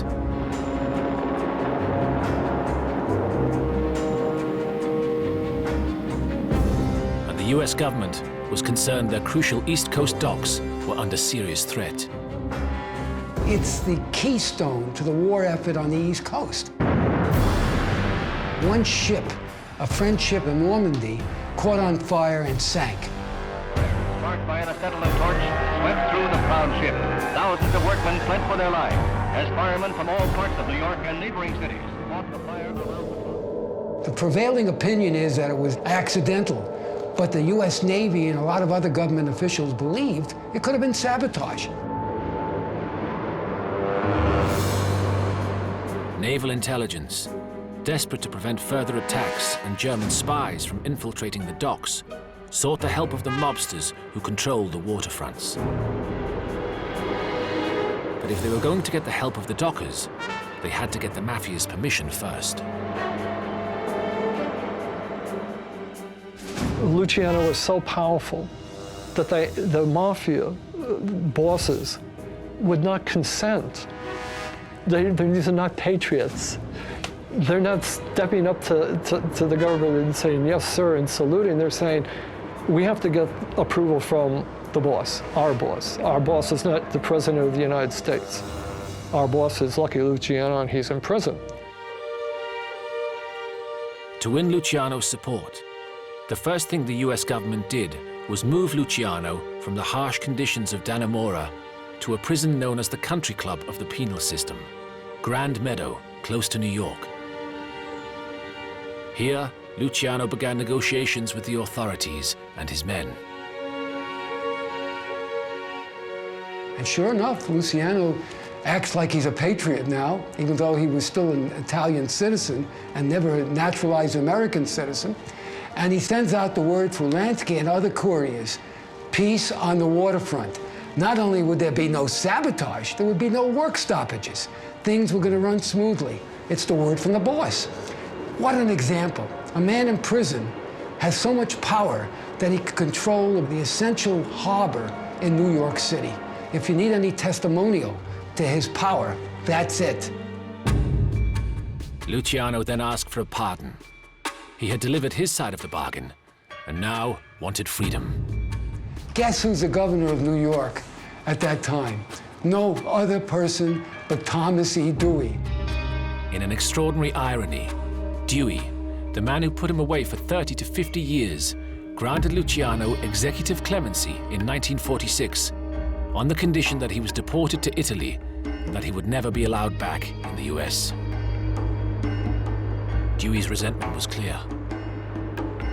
Upon the entry of the United States into the war, Luciano's aid was sought by the armed services in inducing others to provide information concerning possible enemy attack. It appears that he cooperated in such an effort, although the actual value of the information produced is not clear.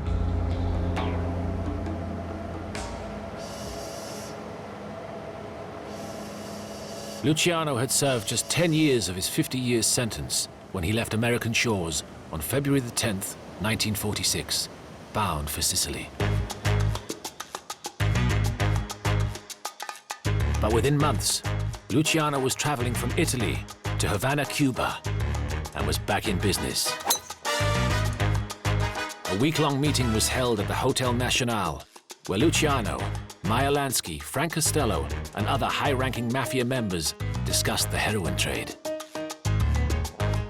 He was involved in numerous narcotics deals because Italy at that time was really becoming important in the transfer of narcotics, not just to the US, but worldwide. Heroin was becoming a big money maker for the Mafia.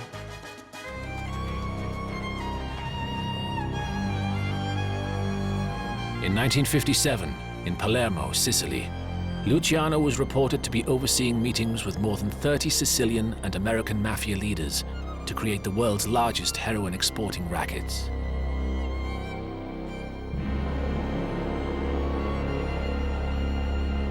Five years later, in 1962, Luciano was targeted for arrest as an alleged member of a ring that smuggled $150 million worth of heroin into the United States.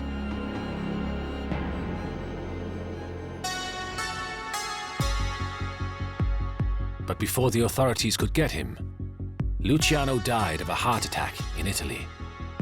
He was 65. A guy who could demand respect. Luciano was the power to be. He ran the show, willing to resort to violence if he had to. And the system worked. I mean, the guy was good. Charles Lucky Luciano's reign had been a remarkable one. He transformed the Mafia from the warring street gangs into a highly sophisticated empire. Under Luciano, the Mafia grew to be bigger than General Motors.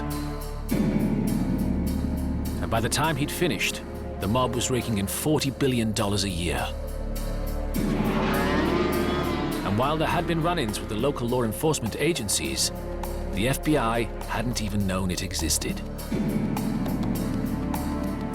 And if anyone likes to think of Luciano as a criminal genius, they should not forget that he had many people killed, condemned many others to drug addiction and prostitution, and left a terrible wake of misery and suffering behind him.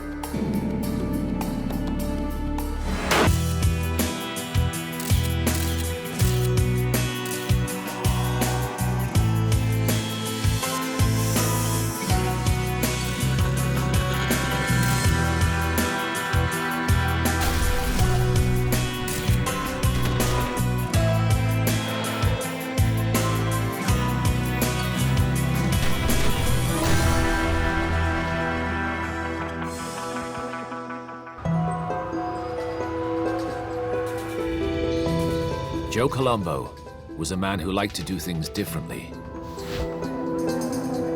He was the only mobster who dared to protest against the FBI. You don't go to war with the United States government. Nobody goes to war with the United States government. They're too powerful. But Colombo did. His weapon of choice, mass protest. There's a conspiracy in this country against every Italian American. We've been saying this, we'll continue to say it, and it's only till it touches them. But in following this path, Colombo moved from crime into politics and the glare of publicity. On the way, he broke the cardinal rule of the Mafia. He was the one that chose publicity over silence. He was the one that chose cameras over staying in the shadows. Colombo became infatuated with fame and celebrity and completely forgot the way a mobster should live. This incensed the old mafioso. They didn't want that. And he was told, stop this. If you continue, you're gonna pay a price. In the heart of Manhattan, in front of thousands of witnesses, Joe Colombo would face his day of reckoning.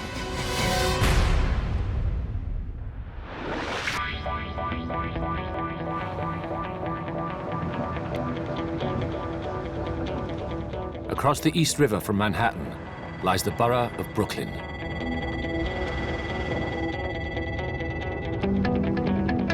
In 1962, this was Mafia country. The hunting ground of Joseph Colombo. The 40-year-old mobster lived and worked these streets. He was a capo, or captain, a mid-ranking mafioso in New York's Profaci crime family. One of the 5 crime families that dominated the city's criminal underworld.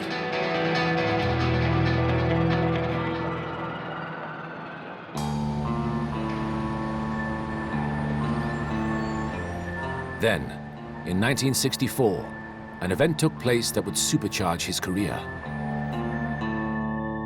Colombo was summoned by his Mafia boss to to an important meeting.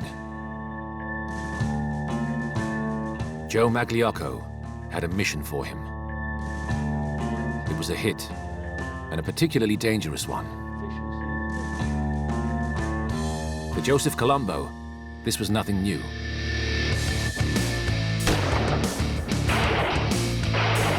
He had already killed people, about 11 murders to date. Rubbing people out was what capos did. You would never advance to capo without killing. If they tell you to kill somebody, you go out and kill somebody. And you don't resign except feet first. You would not even be considered for capo unless you murdered somebody on orders from the boss. So until this moment, Colombo was nothing special within Mafia circles. Just one killer amongst many. There are plenty of people like that around. Typical kind of hoodlum, nothing outstanding about him that I know of. But that was about to change forever. The target this time was none other than Carlo Gambino. From a young hoodlum, he had become New York's biggest mafia godfather. Gambino was generally regarded as the most powerful boss in the city. He was unquestionably the most fearsome mobster in town. Gambino had built his family into New York's toughest clan. He could take on 3 out of the 5 families at one time. That's how big his organization was. And he had some of the best killers that there were. If you killed Carlo Gambino, that was the kiss of death.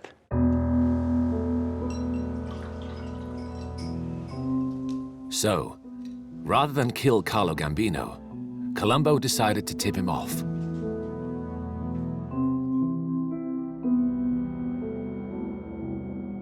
He was now breaking one of the mob's most important rules.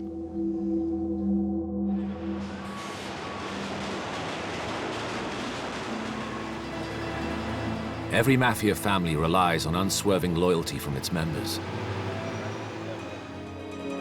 This is one of the so-called 10 Commandments. Your family comes first. Always.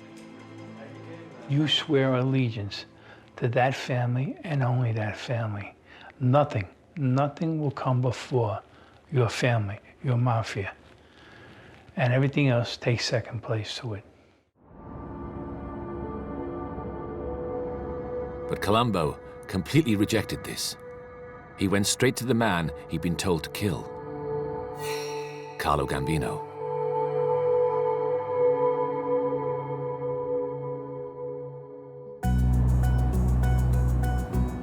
The move worked well. Gambino was grateful. First, he ordered Colombo's boss, Joe Magliocco, to retire.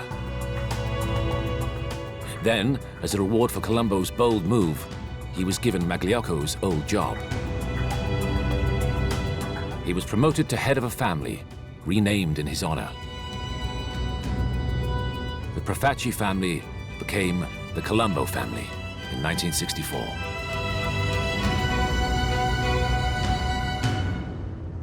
Sometimes if you want to advance, you have to make bold moves. Very bold, but it worked out. Colombo had made mafia history. He became the youngest godfather in a generation.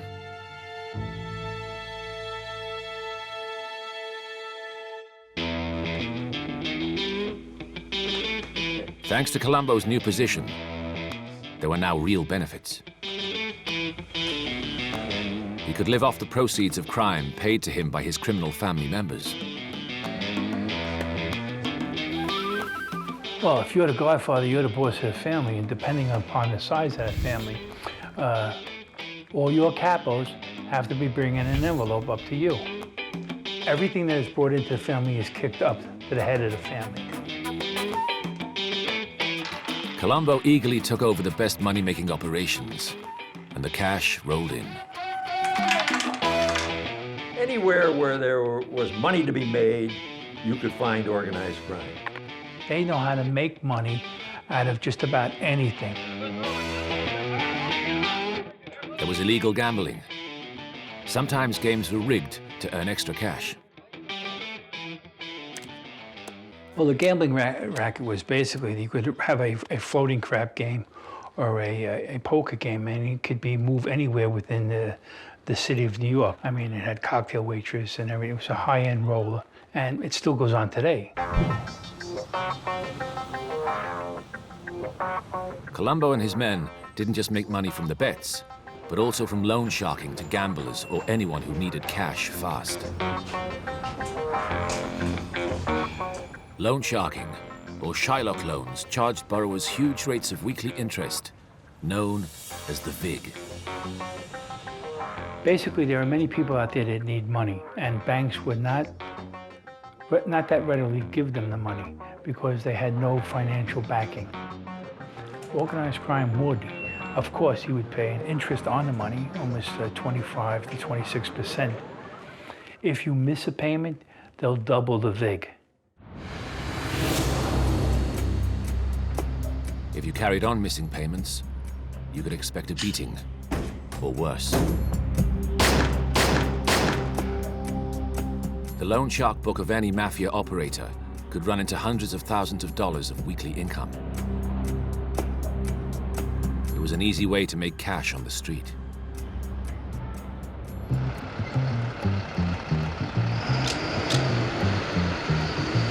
Colombo also made money from hijacking trucks and cargoes. The stolen goods were then sold on, known as fencing. Added to the mix was extortion, protection rackets, and infamous mafia-run union scams. Unions controlled everything from construction to garbage. So the mafia took over the unions. They plundered the pension funds and set up trade monopolies that benefited only them. As a result, Colombo was getting seriously rich. The only problem was, this wealth began to attract the attention of the police and the FBI.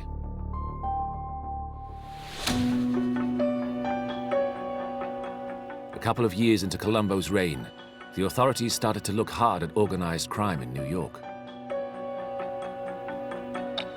In the previous decade, the police and FBI had been slow to recognize the threat posed by the mafia.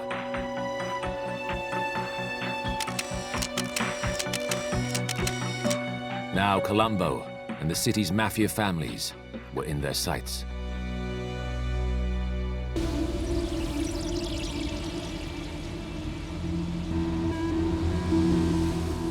In September 1966, the FBI and Queens District Attorney's Office made its first breakthrough. A massive bust at the La Stella restaurant in the east of the city. La Stella was a restaurant on Queens Boulevard in Queens, and they brought in the mob chiefs from all over the country, and they all sat down and broke bread and went over their operations, and we were able to get information from an informant that they were all there, and we raided the place.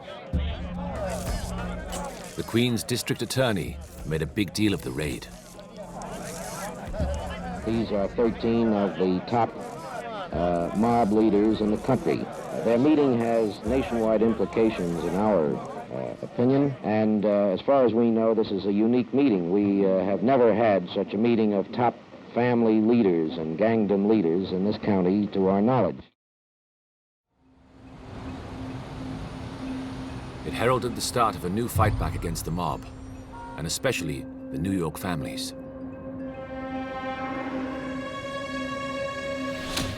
Colombo, as a family head, was now on the law enforcement radar.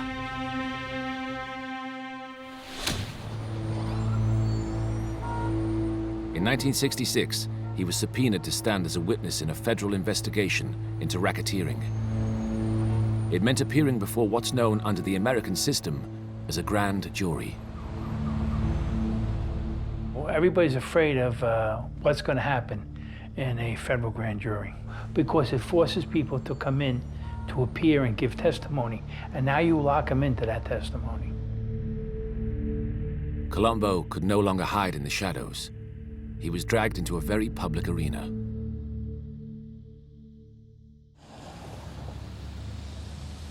But when he came to court, he stuck to mob protocols and refused to testify, insisting he was just an honest businessman. One of the codes of the mob is don't make yourself a target. Don't make yourself to go out there and bring attention to you and to our operation. What they call our thing, Cosa Nostra. The code of silence is held by a lot of different groups. And the old bosses believed in keeping a low profile and your mouth shut. His strict observance of this tradition cost him. His punishment was 30 days in jail, an easy stretch. But for Joe Colombo, this was an epiphany. He realized what attracted the FBI and police to him was his wealth without any visible source of income. So he devised a perfect solution to deal with the new heat from the FBI.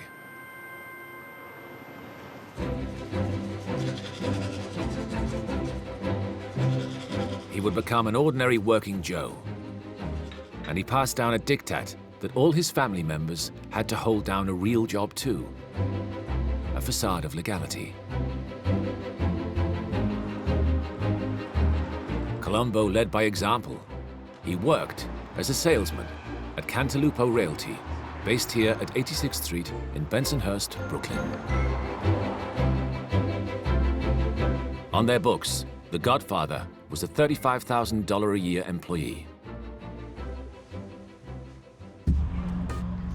In reality, he conducted his Mafia business at the offices. Now, when pressed by the authorities, he could explain his lifestyle. And what a lifestyle it was.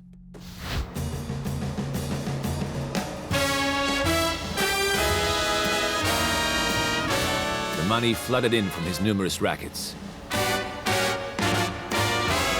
And Colombo was starting to get carried away with his status. He headed across town to party and enjoy the good life in Manhattan. He became increasingly flamboyant and extravagant. Bedecked in expensive jewelry and suits, Colombo cruised around the city in flashy Cadillacs. Joey liked to dress like the biggest actors. He liked to dress as good as Frank Sinatra. He liked to dress as good as Dean Martin. He didn't want to look like the per schlep. He just didn't buy a suit off the rack. The suits were tailor-made, silk shirts. He had everything made. Everything was tailored. He was meticulous about his clothes. By now, other mobsters had learned this was not a good idea. Flashing the cash drew the attention of the authorities. Carlo Gambino, you'd never see him in a nightclub or a bar or checking out with women. He was just low-key. And the other Mafia clans were right to worry.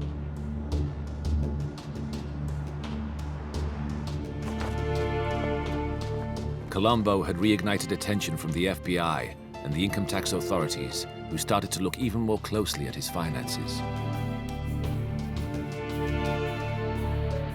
$35,000 a year and tailor-made suits and shirts did not add up. So the FBI decided to go after Colombo.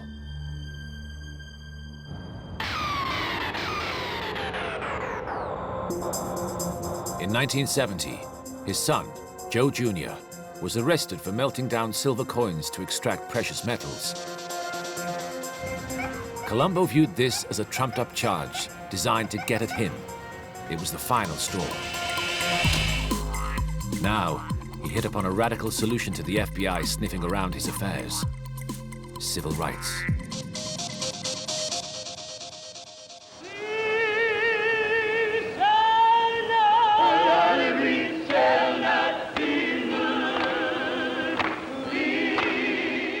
After all, this was a rich time for civil rights activism. Across America, street protest was flourishing.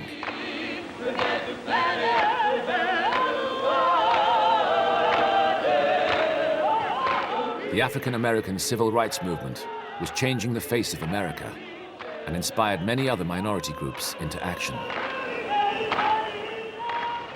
We're going to walk together.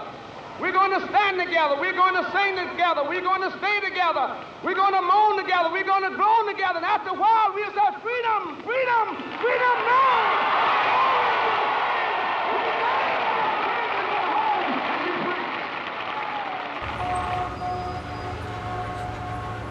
So Colombo got on the bandwagon. From a campaign office here at 7th Avenue, the former hitman prepared to step fully out of the shadows and into the glare of publicity and politics. We feel that the people have had it, and the Italian people in particular, in the United States, which number 38 million, have been losing its identity as time has been going on, more and more and more so. He exploited the growing unrest in the Italian-American community of the time.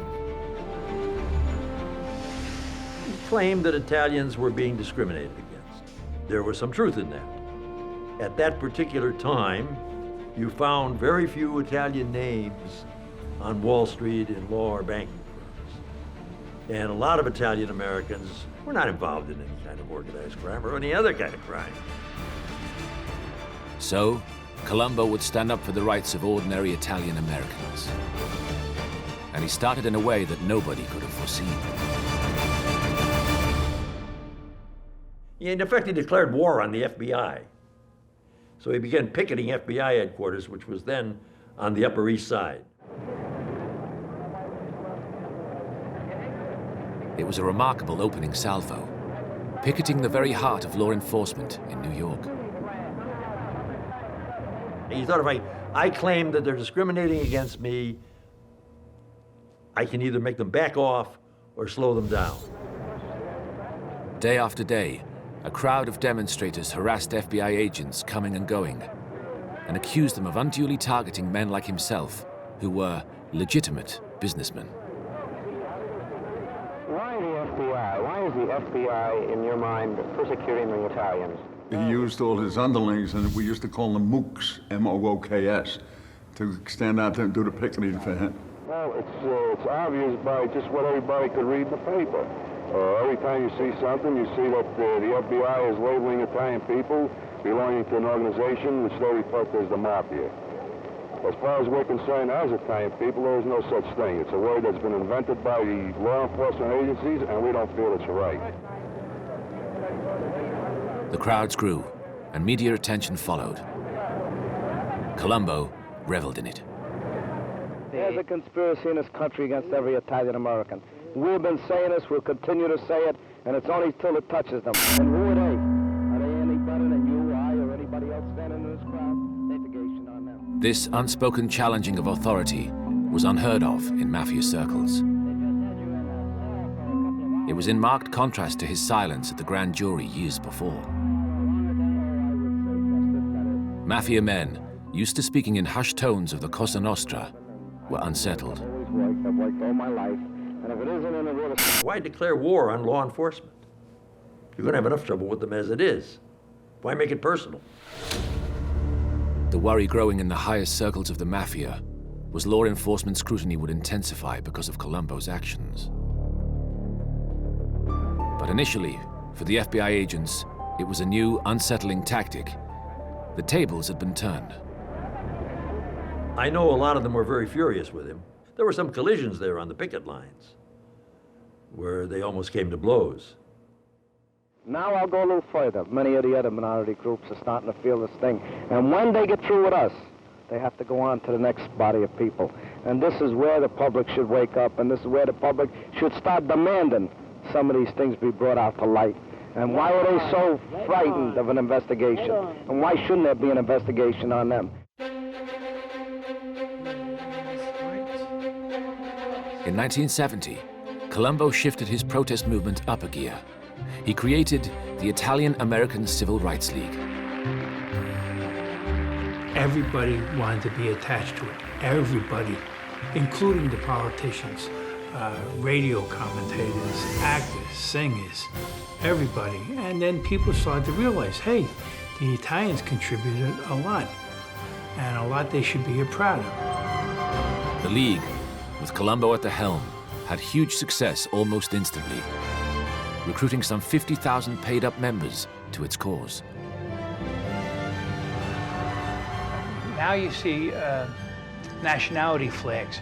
Well, Joe Colombo started it. It was the Italian flag being placed on every Cadillac that was in Brooklyn, owned by an Italian, or a Lincoln owned by an Italian. Every car had an Italian flag on it. Everybody bought into it.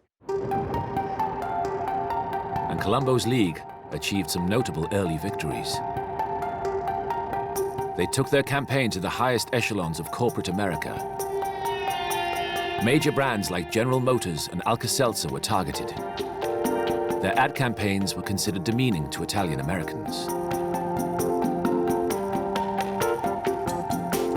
The League got them withdrawn. They also got a board game based on the Mafia pulled from Macy's department store.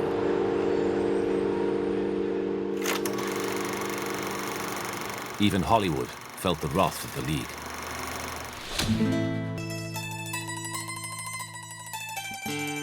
Producers of the Godfather movie started to have trouble filming in New York. Production was threatened by walkouts, obstructions, and delays. The League came to the rescue, offering to smooth the process if the producers agreed to remove all references to the Mafia or Cosa Nostra from the script.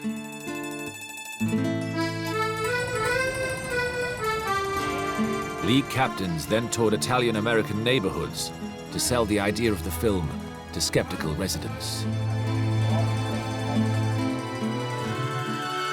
Finally, filming was allowed to continue uninterrupted on the landmark Godfather film.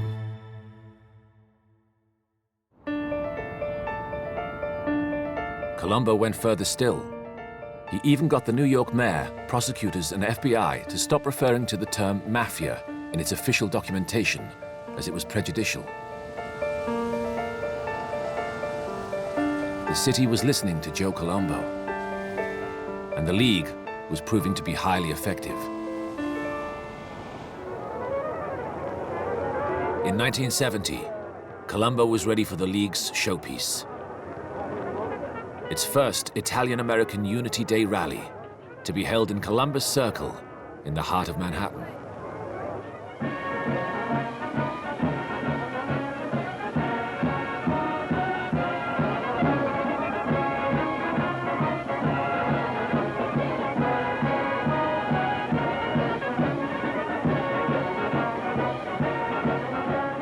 Under the glare of news cameras, 50,000 people attended. The city's traditionally bustling Little Italies were deserted. The other mob families reluctantly allowed Italian-American businesses to close for the day in solidarity.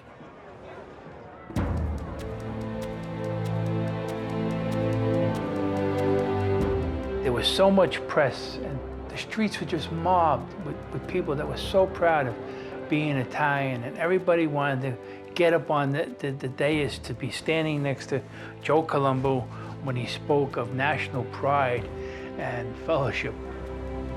My fellow Americans, Colombo held the stage and attacked the law enforcement community. to the American government, It was a triumph for the Godfather turned activist.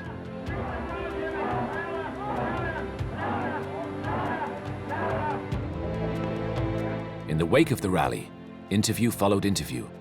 He appeared on TV chat shows and in magazine articles. I mean, he gave press conferences to all the major newspapers, the Daily News, the New York Mirror, the Post. I mean, every newspaper wanted to hear from him. Publicly, he continued to describe the Mafia as a myth and promised to champion the rights of all minorities. Is the Italian-American Civil Rights League accomplishing the aims that were set for it? Oh, definitely. What has it done? How's it? It has helped, not me personally, but helped all people. It has helped people of all ethnic groups. It's helped children. It's helped elderly people. It's helped anyone that needs help.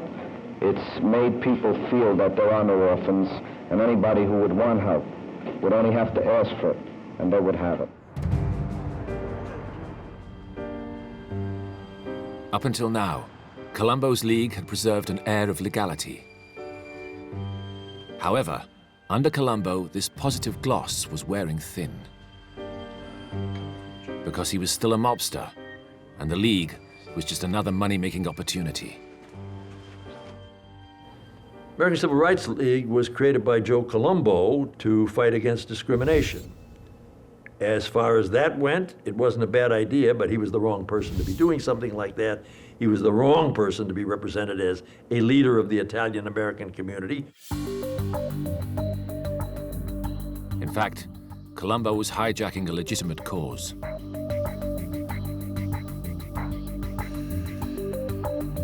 The League proved to be a money spinner.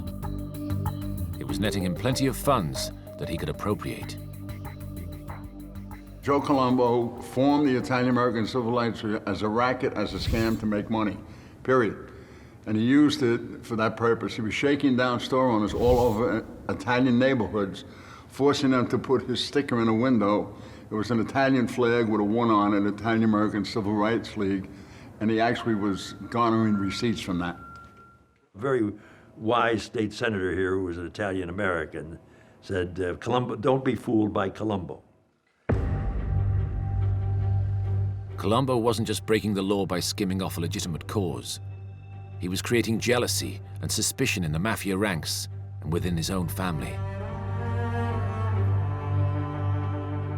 His old mentor, Carlo Gambino, started to warn him. And he was told by Carlo, stop this. We don't want it. And no ands, ifs, or buts was taken. If you continue, you're going to pay a price. But Colombo was oblivious to any looming danger. He thought he was untouchable, on the crest of a wave, and a media darling. He wouldn't back down. 1971 was going to be his year. Colombo was an egotist. He figured he was bigger and better than the unit that he was working with, which was the Mafia. Then, there was more trouble. The FBI struck again. Angered by Colombo's actions through the Italian-American Civil Rights League, they issued subpoenas for various high-profile bosses. In December 1970, he was arrested, along with one of his men, Rocco Miraglia. When police searched their car, they found a briefcase stuffed full of incriminating documents detailing the various Colombo family rackets. But worse still, the names of other high-ranking mob men. Colombo was immediately called before a federal grand jury to explain himself. But then he did something utterly unforgivable.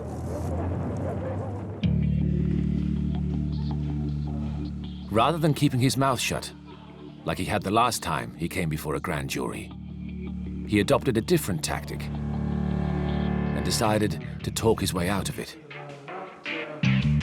He explained that the dollar amounts next to names were simply donations for his league.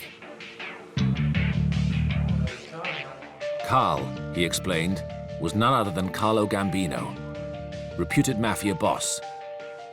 The $30,000 next to his name was actually a donation to the league.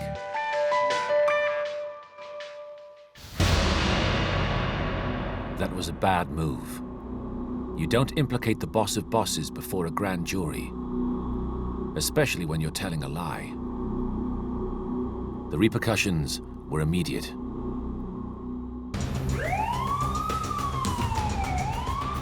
That same year, the police department moved in on the Mafia and federal strike forces combed the city. Even Carlo Gambino paid the price. He was arrested in 1970. It was clear that it was Colombo's loose mouth that had got him into deep trouble. With his former protector and with the FBI. His behavior began to worry bosses like Carlo Gambino. This incensed the old mafioso. They didn't want that. They wanted silence. They wanted to stay in the shadows. And Joe was bringing them out. Joe Colombo's days were now numbered.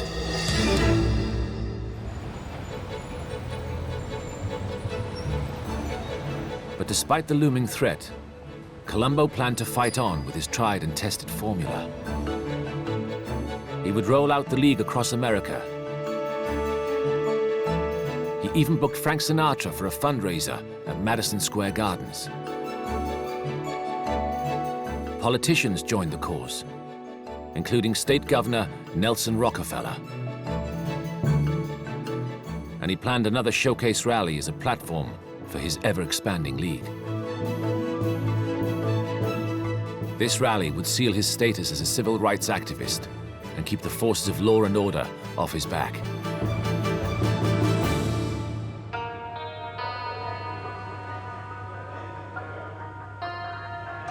But by now, his enemies inside the mob were stirring.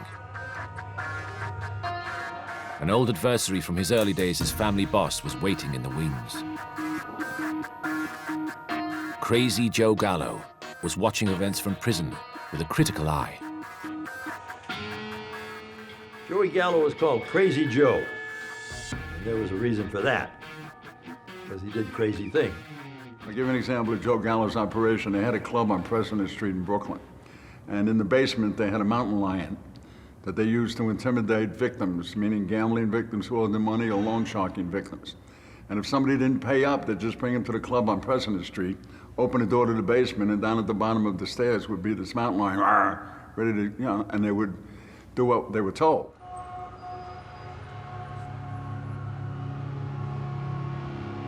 Colombo and Joe Gallow had formed.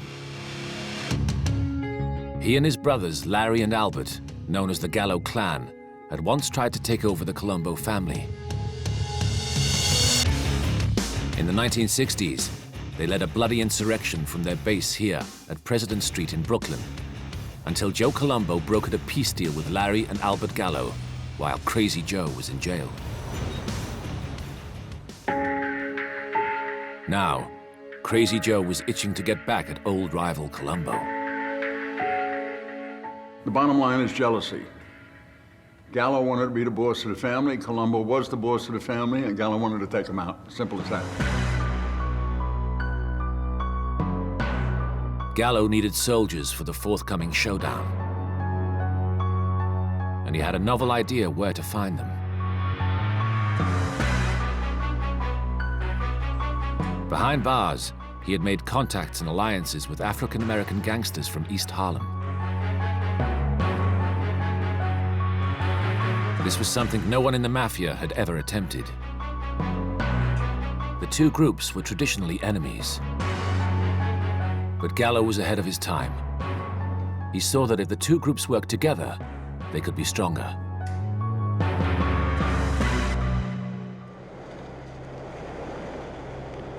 Then, in February 1971, Colombo's old enemy, Crazy Joe Gallo, was released after 9 years in prison. Publicly, he swore his Mafia days were over, and he renounced his criminal past. But privately, it was business as usual. He was back on the streets. In his eyes, the peace deal was null and void. As far as he was concerned, the war was never over, and he was preparing for a counterattack.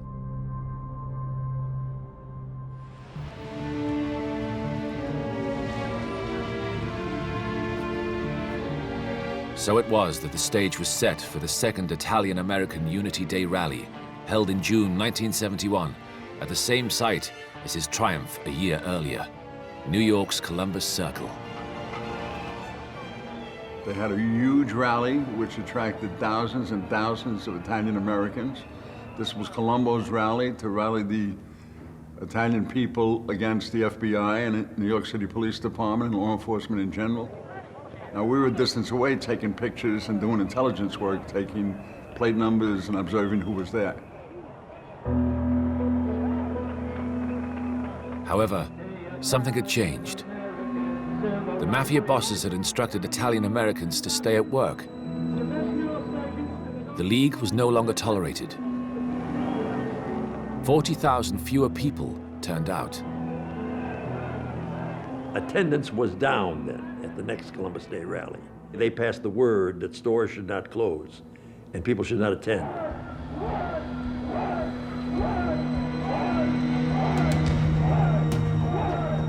Just before noon, Colombo headed to the podium to speak. He was preparing to launch another stinging attack on the FBI. An African-American news cameraman with press credentials approached. As the journalists grabbed Colombo's attention for a soundbite, the newsman moved forward.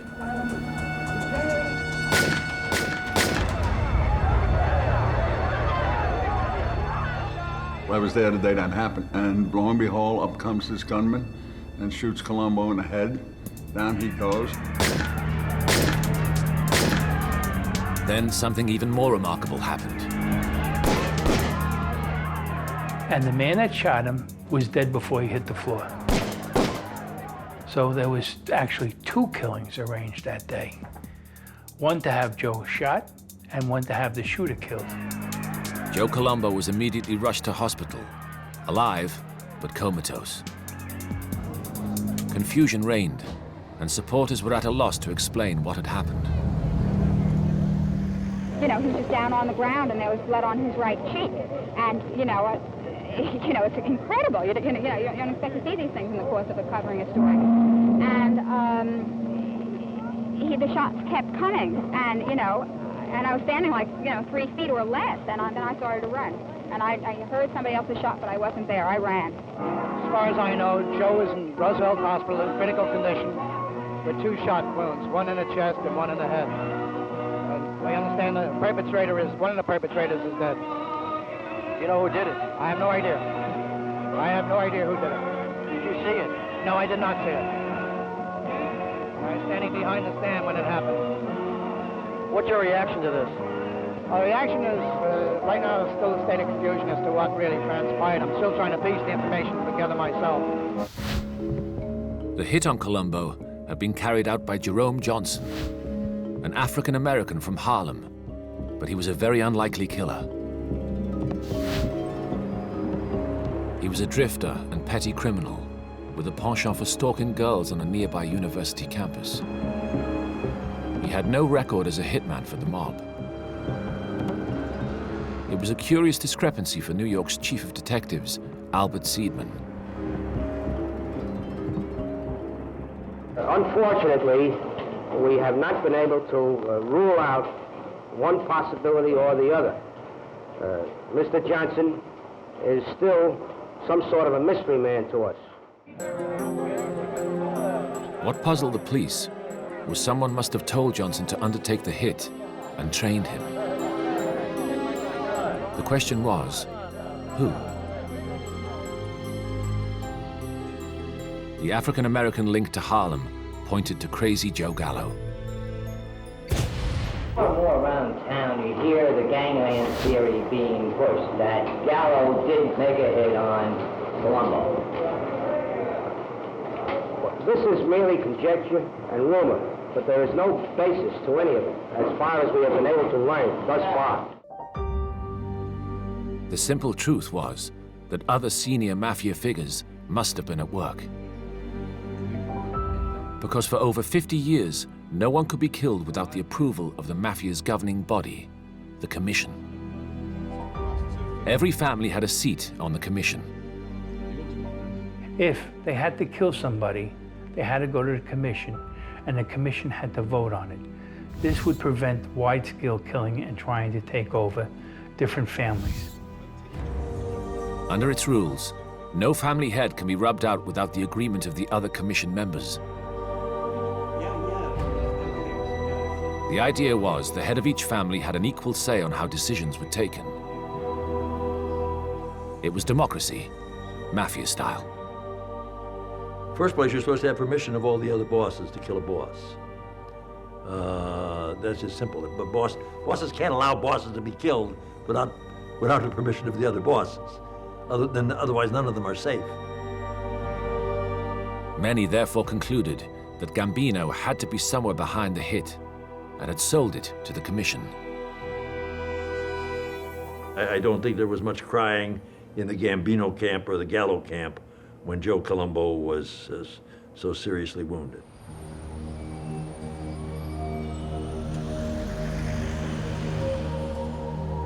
But as so often with the Mafia, the Columbus Circle shootings and attempt on Colombo's life went unsolved. There was nothing to pin on Gambino. We're saying that Johnson had some connections with the Gambino family, but we are not making a statement that that was his exclusive connection with organized crime.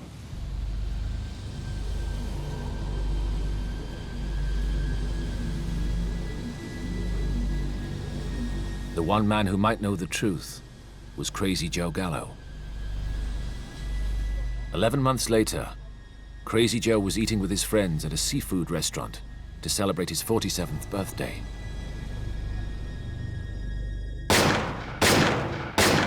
They were sitting at a rear table, this group of 6 people, when a man walked in from the back door, and he walked up to the side of the table, and he fired 3 shots. He hit Joe twice, and he hit his bodyguard, Pete the Greek, 1 time. For the FBI and police investigators, the only explanation had to be Colombo family members out for revenge. He was killed by elements of the Colombo family. It was ordered by a guy named Joseph Iacovelli, Joe Yack. He was the consiglio, he was the capo in the Colombo family who ordered the hit. But if Colombo's shooting was supposed to bring stability back to the Mafia, it actually signaled the slow demise of the Colombo crime family. Because, leaderless and at war, the family's fortunes turned irrevocably downwards. It began to tear itself apart in the decades that followed. The internal power struggles never ended. The Colombo family is now just a shadow of its former self. In 2011, a further 125 of its members were arrested. The family's power has collapsed, for now.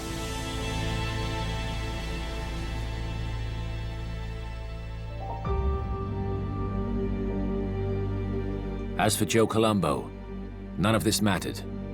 He never recovered from that day at the rally. He remained in a vegetative state and died 8 years after being shot. Funeral services were held today for one of America's leading crime figures, Joe Colombo. If you look at his record, he was only arrested for shooting crap when he was 18 years old. Every other indictment, every other accusation came after he became a civil rights leader. And that was another indication on how the media, particularly, champion what law enforcement often gives them. Joe Colombo has left his mark in American society.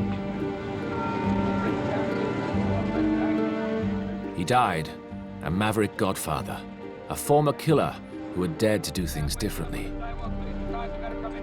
But by taking on Mafia rules and fighting the FBI at the same time, it was a battle he could never win.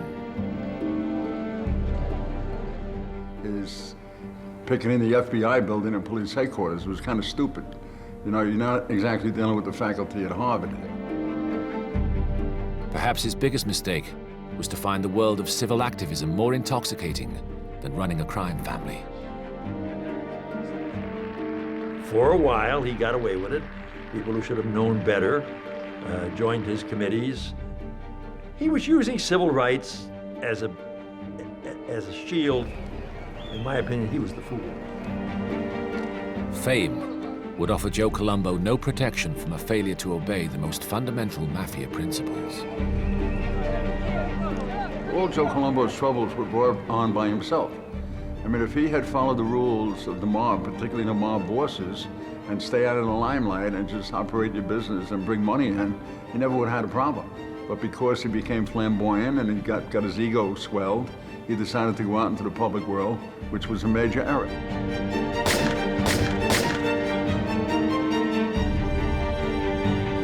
In any case, the high-profile civil rights league he founded virtually disappeared overnight.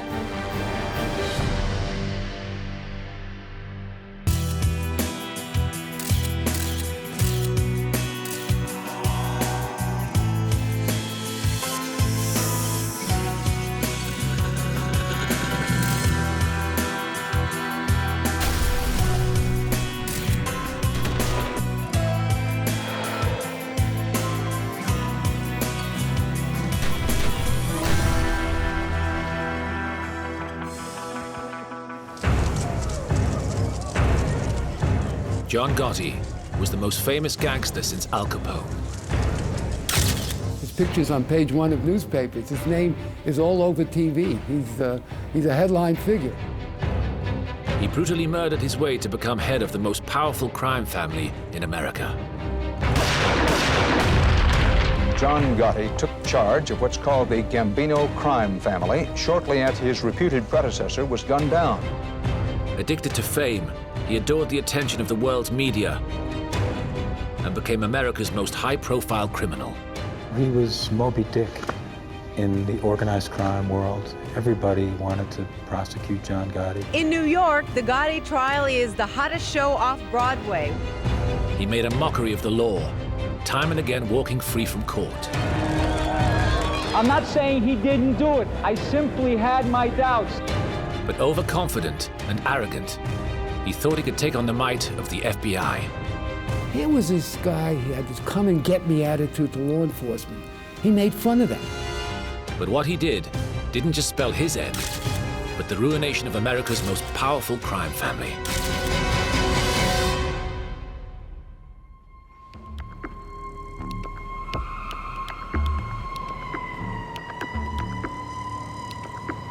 A Monday evening in December 1985. In central Manhattan, New York. At Sparks Steakhouse, Paul Castellano, one of the most powerful mobsters in New York, arrives for dinner, accompanied by his driver, Tommy Bellotti.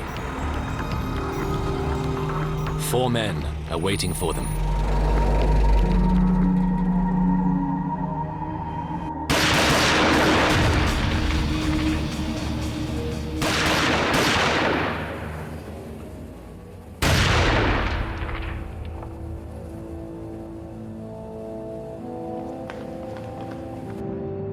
Across the street, 2 men watch the events from a parked car.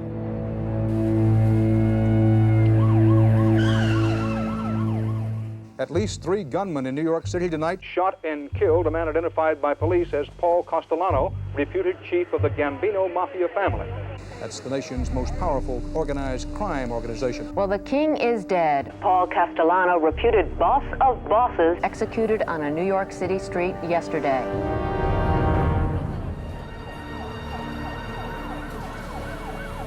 The assassination of Paul Castellano was one of the most dramatic hits in Mafia history. The murder of a family boss was a once-in-a-generation event. Most surprising, though, was the man who masterminded the hit, John Gotti.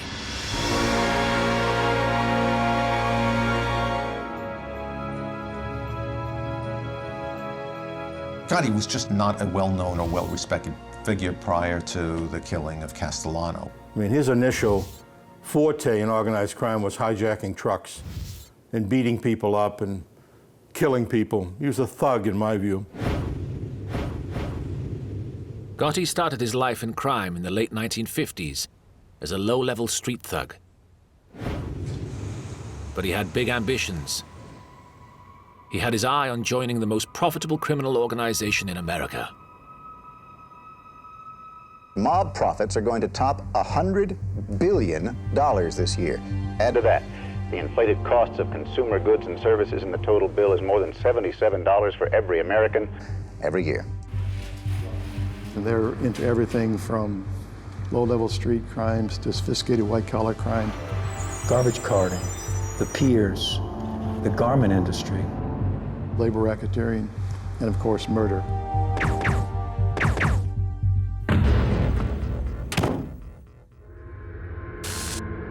In 1973, Gotti was given the opportunity to join the most powerful of the 5 mafia families in New York, the Gambinos. Conservative estimates indicate that the Gambino family was making easily $400 to $500 million a year. Head of the family was Don Carlo Gambino. His nephew had recently been kidnapped and murdered by members of the Irish mob. Gambino wanted revenge, and he offered Gotti his chance to make his bones in the Mafia. Making your bones means you've proved your tutorship and that you are now ready for full-fledged membership as a maid or soldier in the family.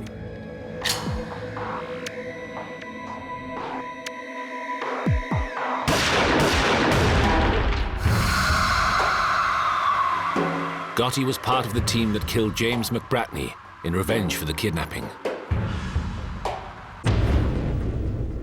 He was sentenced to 7 years, but was out in less than 2.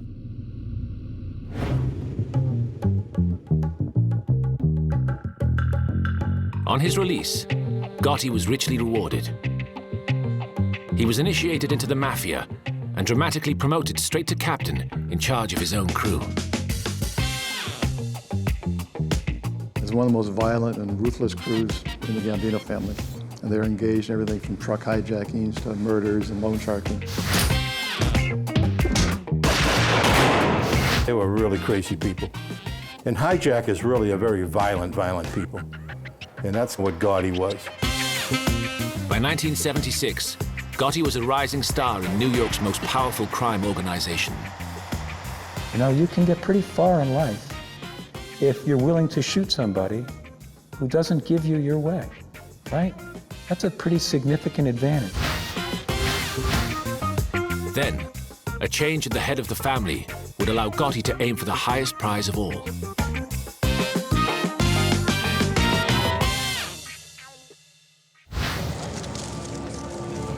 After 20 years at the head of the Gambino family, Carlo Gambino died. His brother-in-law, Paul Castellano, took charge. Castellano saw himself as more of a businessman than a street mobster, something that riled roughnecks like Gotti. Paul was remote and sort of removed from the street people. He didn't associate with his own members of organized crime. They felt he thought he was too important and too wealthy. They called him the Pope sometimes, or the man on the hill. From his mansion on Staten Island, Castellano took a dim view of street crews like Gotti's and was cutting them out of the most profitable deals. It was the kind of crew that Paul Castellano didn't really favor because they were looked upon as hard muscle guys, jaw breakers, knee breakers, but pea-brained.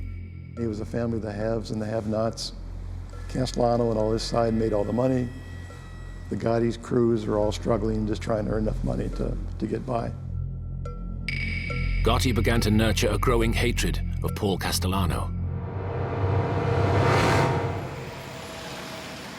But this factionalism within the family was not the only problem that the Gambinos were facing.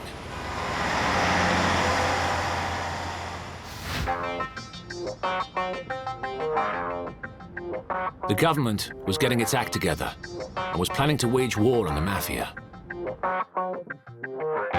For years, the Mafia had prospered as only the low-level members would get convicted, whilst the top guys, the brains behind operations, always managed to keep their hands clean. Very often, in a Darwinian sense, you took out the lame and the weak and you allowed the strong to survive. The bosses, the underbosses, the consiglieri, even the capos, the captains, who ran the street units, they never pulled the trigger. They never really extorted directly money from anyone. They were on the receiving end, but they weren't on the working end. But now, the The FBI were going to target the top-ranking members and build new squads to take on each of the 5 New York families. Head of the Gambino squad was Bruce Mao. When we started out in 1980, there's very little intelligence on the Gambino family, so we basically started from scratch. Mao had to discover a way to break into an organization which operated by a strict code of silence. When you investigate a crime family, you always look for a weak link and try to find some place where they're vulnerable, where somebody's talking. We like to find a gossip. And one of the first cases we opened was targeting us John Gotti.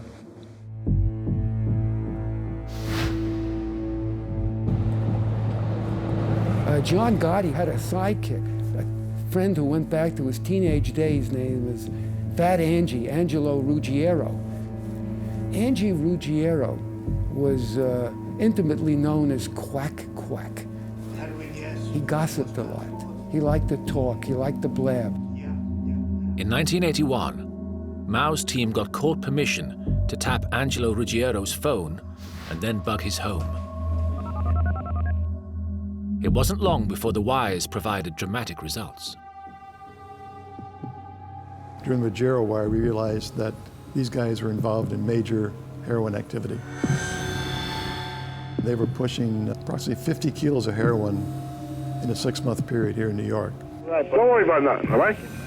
How about our friend over there? What time you be at, B?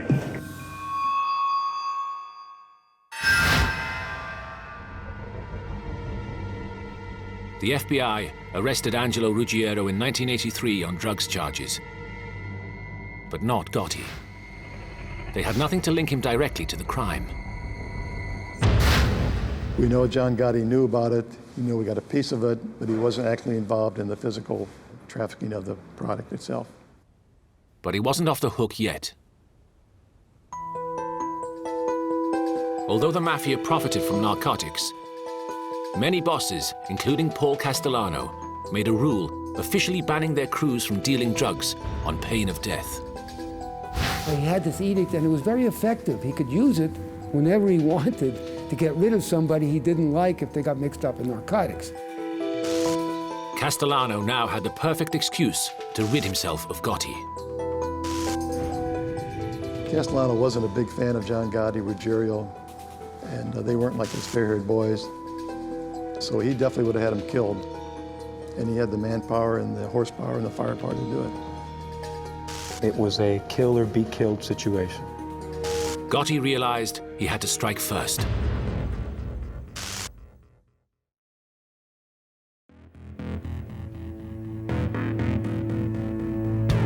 But the killing of a mob boss was no ordinary hit. The Mafia have strict rules. He would need permission from the heads of the other 4 New York families.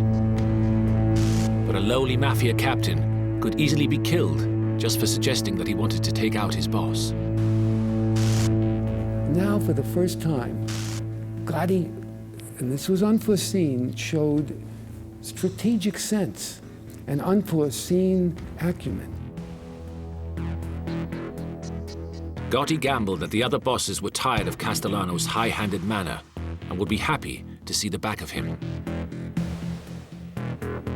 His gamble paid off. Amazingly, 3 of the New York bosses gave the go-ahead for the upstart capo to take Castellano out. He now needed a hit team.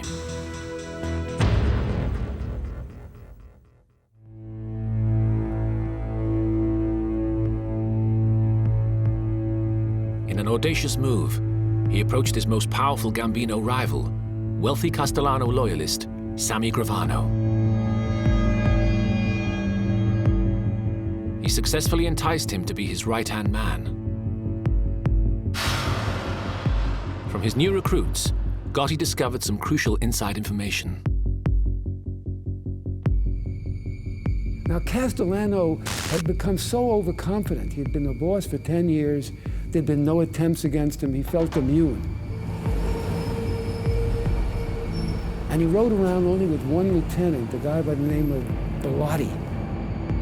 And he was unarmed, no bodyguards. They learned that Castellano was supposed to have dinner at a restaurant called Sparks Steakhouse on the night of December 16, 1985. They knew the hour, they knew how he was going to arrive there. And so they assembled their crew, their hit teams. He devised a way of killing Castellano, and it really was a brilliant coup that he engineered. Gotti worked out he could use the crowded streets as cover for the hitmen. He had everybody dress in white trench coats and also wear Russian fur hats. And the idea was that everybody would look the same, so any passers-by on the street could not really make a solid identification. In a final bold move, Gotti would be only feet away to oversee the execution. His new right-hand man, Sammy Gravano, would be sat beside him. What happened next would change the Mafia forever.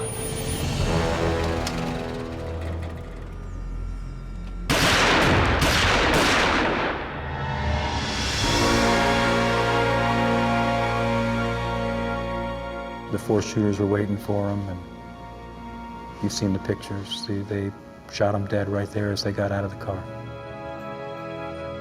You talk about shock and awe like in the past Iraqi wars. This was shock and awe for the Gambino family. Within a few days, the whole Gambino family knew that John Gotti did this. Now the scale of Gotti's ambition finally became clear. In another show of clever strategy, he packed a meeting of Gambino captains with his own supporters. Frank Chico stands up and says, "I nominate John Gotti to be the next boss of the Gambino family." Of course, Gotti's sitting there as one of the captains. John was elected the boss of the Gambino family. This is in January of 1986.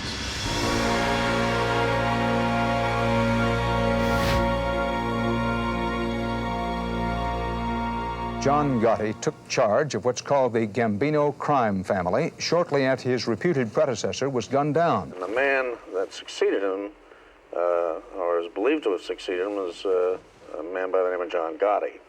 So you think he's behind this? Well, certainly I would think he heads the enforcement arm of the Gambino family, and certainly they'd have to consult with him. Until now, the Mafia had been a secret society exerting its power from the shadows. A traditional mob boss looked to be under the radar. They wanted to control their criminal activities through intermediaries. They did not want to be seen as a powerful individual who could be targeted by law enforcement. Gotti was precisely the opposite. Gotti attracted attention in a way no other boss had ever done.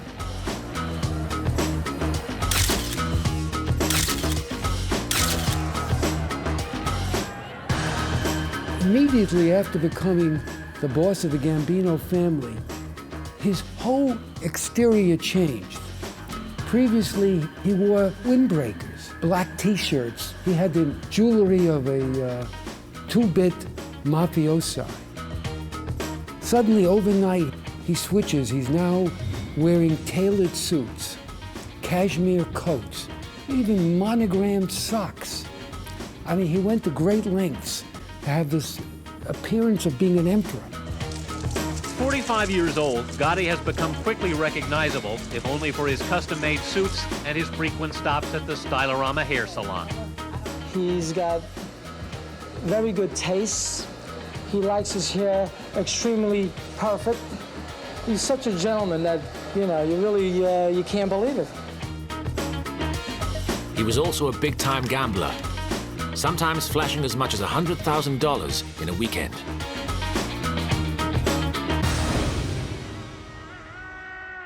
Gotti loved the limelight. He talked about it all the time, about he had his public.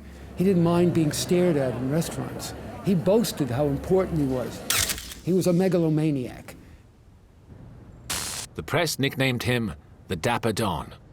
But for all the fancy suits, Gotti was a street mobster, and he couldn't shake free from his past.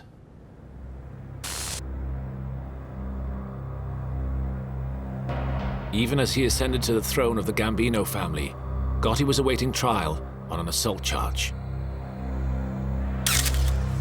In 1984, nearly 2 years earlier, he had attacked Romuald Pajsek, a refrigerator salesman from Queens, in an absurd incident. That was a traffic dispute. It was about a parking space. And John Gotti slapped Romuald Pajsek in the face. And they also stole about $300 from him. Pajsek didn't know who he was, went to the police. That's all that case was.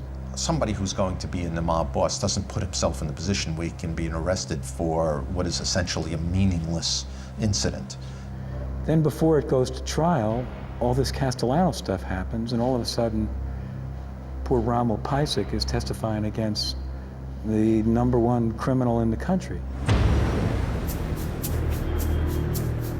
Pajsek had good reason to fear him when a terrifying story from Gotti's past surfaced in the press. In 1980, Gotti's 12-year-old son was killed when he ran out in front of a neighbor's car.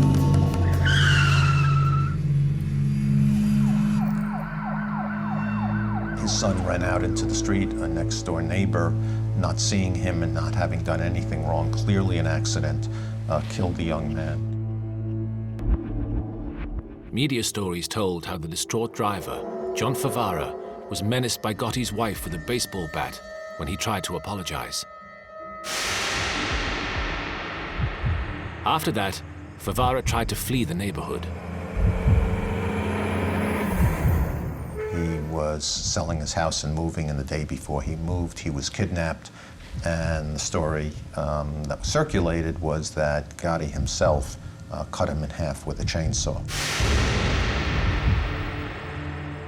When that story hit the media, everybody was terrified of Gotti.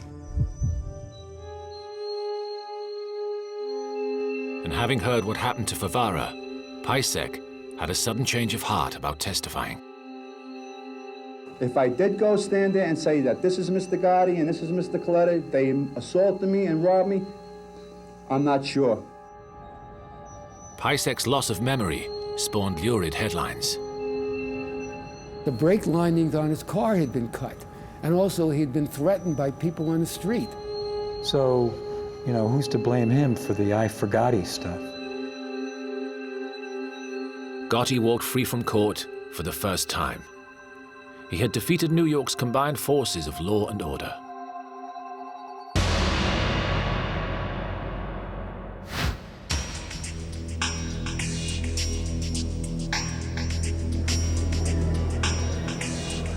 But less than 2 weeks later, in April 1986, he was back on trial. This time, it was the turn of the federal prosecutors. They were much more serious charges, and young assistant prosecutor John Gleason hoped they would hit Gotti with a maximum sentence of 20 years. It was a racketeering case with what we call predicate acts, particular crimes that they committed as part of their membership in the Gambino family. It should have been a humiliation for Gotti, but instead, he turned it into a photo opportunity.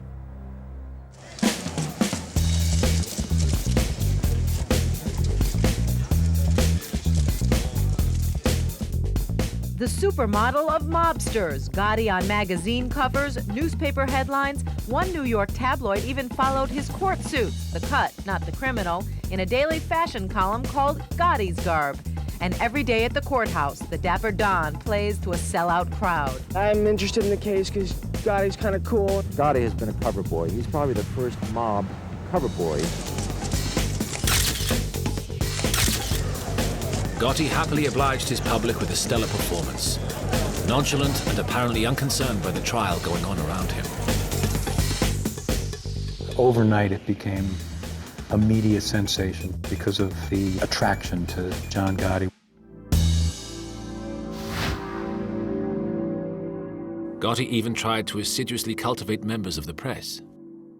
He would have espresso with some brandy that he would pour in, or anisette, and he often invited the women reporters, never the male reporters, to share these drinks with him. So he opened doors for the women. He considered himself a new element in organized crime, and he was somebody who was untouchable.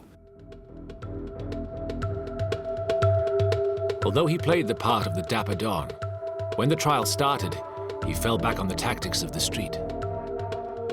He was constantly berating me. I'd walk past him to go to sidebar, and he would say, "Your mother's a whore. You're a junkie." Worse still, Gotti's lawyers proceeded to lay into the prosecutor's witnesses, who were all ex-mobsters.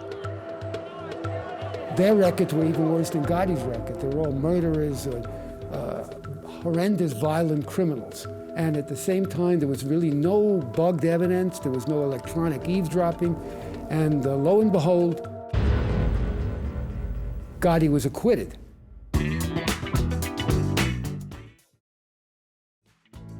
When the verdict was read today, gasps were heard in the courtroom. Gotti smiled, then glared over at the prosecutors and shouted, "Shame on them." The jury's job was to decide whether or not the defendants were guilty. They did their job, and that is the end of that. But what nobody knew at the time was that Gotti's victory had always been guaranteed.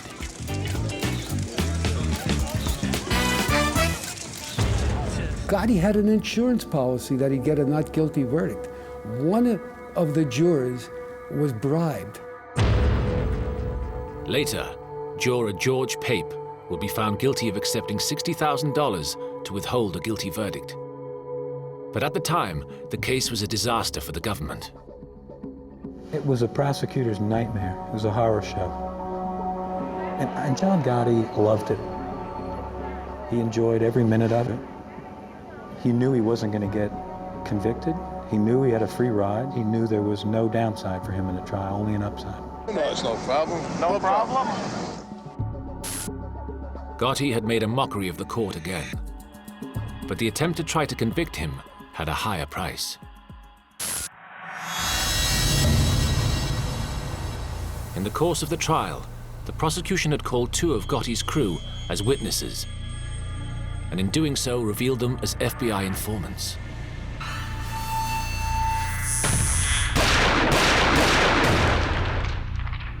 Two years after the trial, Willie Boy Johnson, a childhood friend of Gotti's, was found murdered.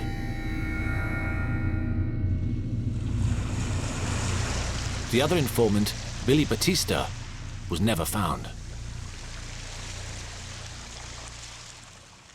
Now this incensed the FBI because it was giving away what they considered two valuable informers in essentially what they considered a weak case. And it caused not just a dispute, but a rift. As each law enforcement agency set their sights on Gotti, rifts and rivalries grew up between them, seriously hampering efforts to convict him.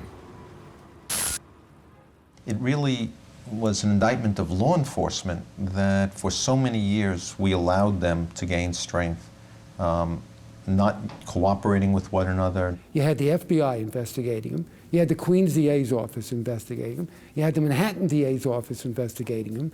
You had something called the State Organized Crime Task Force investigating him. And they were actually, it's so comical, at one time, 3 of them had separate bugs in Gotti's Queens headquarters, the Bergen Fish and Hunt Club. I mean, it was a joke.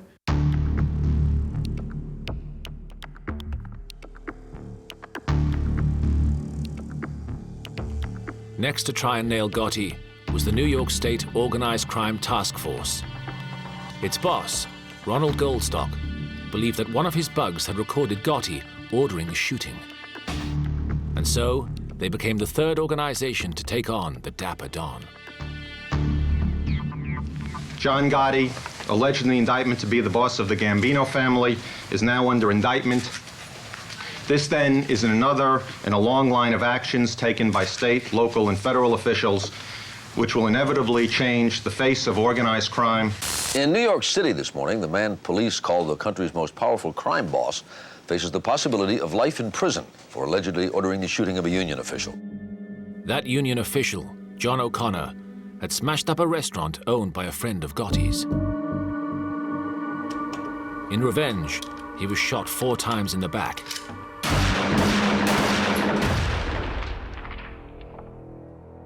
But survived. In the courtroom, witnesses testified that Gotti had ordered the shootings.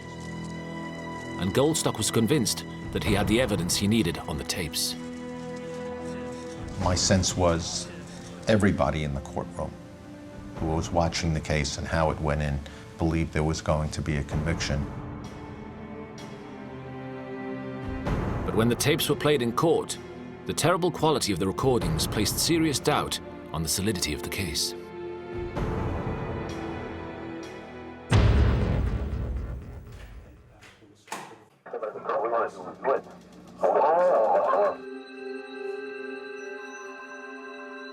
A jury brought in its verdict today on the man called the Dapper Don. How say you with respect to defendant John Gotti? We find him not guilty.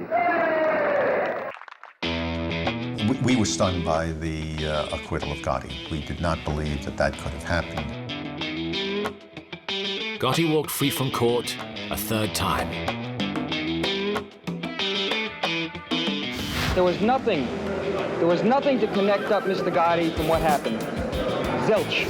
I'm not saying he didn't do it. I simply had my doubts. The government thinks you just say Mafia and you sit down on your backside and that's enough. It's not enough in America to say Mafia and sit down.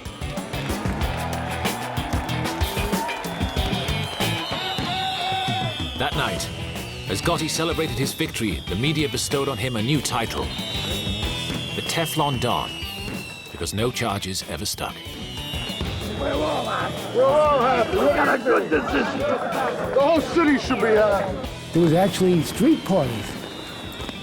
People came out and cheered him. So here you have this cruel, vicious killer who's looked upon in some way as a hero. It's a terrifying and it's a terrible indictment, not just of the media, but also of this vicarious kick the public gets out of figures like John Gotti. They wanted to see something like Vito Corleone or Jesse James. And he saw that. He milked it for all he could milk it for.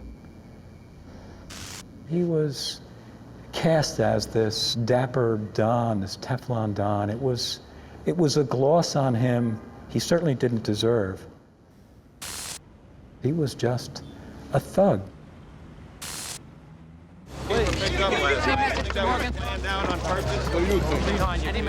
Never before had a criminal appeared so powerful, so beyond the law. John Gotti had emerged triumphant from court 3 times in just 4 years, and the government were desperate that he be brought down. A lot of people for the first time were saying, you'll never get him. He's a Teflon Don, he's untouchable. But in 1989, after 4 years of painstaking surveillance work, the FBI were ready to make their move. Our motto was patience and perseverance. Take all the time you want and just stick at it through thick or thin. And their years of patience were beginning to pay off. Slowly, Mao's team made contact with a wide range of people connected to the Gambino family. There's a lot of people out there that looked like they were regular, undiluted wise guys who were actually informants for the FBI. The FBI learned that Gotti now liked to spend his time in the Ravenite Social Club on Mulberry Street in New York's Little Italy district. Mao ordered 24-hour surveillance of the club. This is Little Italy. It's a very hard place to park cars, to conduct surveillance without being discovered.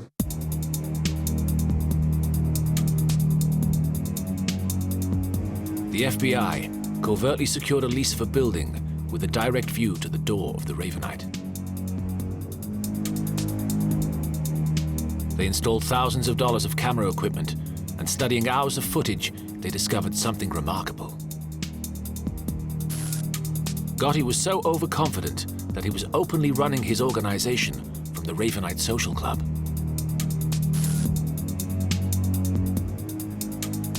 He never seemed to understand he was running a secret organization, an underground criminal outfit. And he demands that at least once a week, his soldiers or his capos have to show up and kiss his ring like he's the Pope. They're not supposed to meet in public. They're supposed to be clandestine. They normally use safe houses. And from Monday through Friday, John Gotti would hold court at this club 5 nights a week. And he gives Bruce Mao and the FBI incredible opportunities to unearth evidence that only a fool would hand over to them.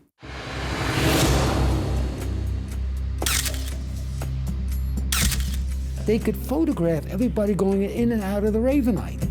They find out people they didn't know were in any way connected. Union leaders, or politicians, mobsters that were not known as Gambino members. Gotti hands them a who's who in the mob.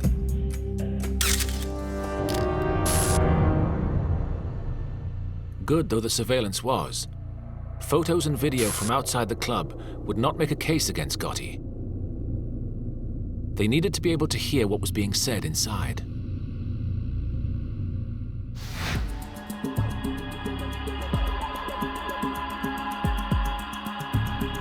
Mao called in the FBI's head of electronic surveillance, Jim Kallstrom, to get a device into the club.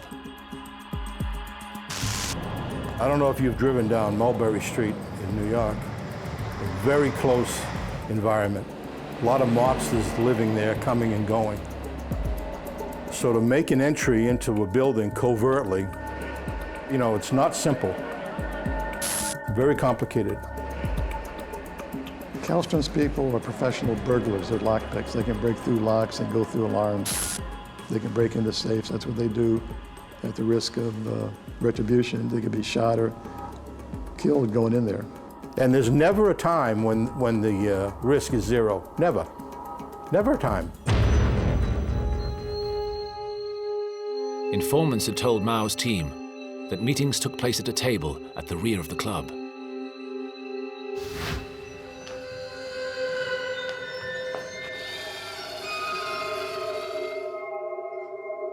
They broke into the club. They got through the lock. They disabled the alarm system. And they were able to install a bug in the club. With the bugs in place, the FBI thought that they were finally in a winning position. But they would discover it wasn't that simple.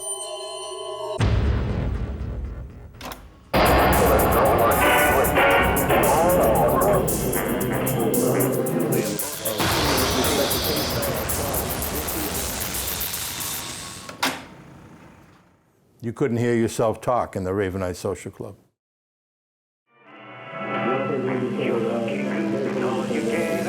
Extremely noisy. Music played, all on purpose to stop any microphone.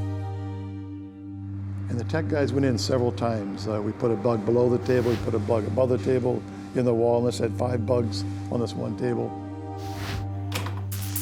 We brought in tech guys from Washington to try to filter out all the background noise, but it just didn't work out. They couldn't make out any words in the recordings, although it was possible to make out Gotti's voice. But there was a puzzle. It disappeared for long periods of time.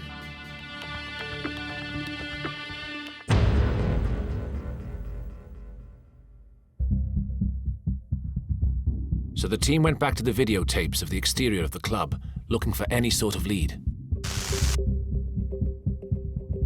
It was then that they made a dramatic breakthrough by watching the door next to the club. And here's really the power of surveillance. All of a sudden, we started to figure out that there was a certain woman who would leave almost like clockwork when certain events took place. Mao checked all their logs and realized that the woman left at the exact same time that Gotti's voice disappeared from the audio recordings.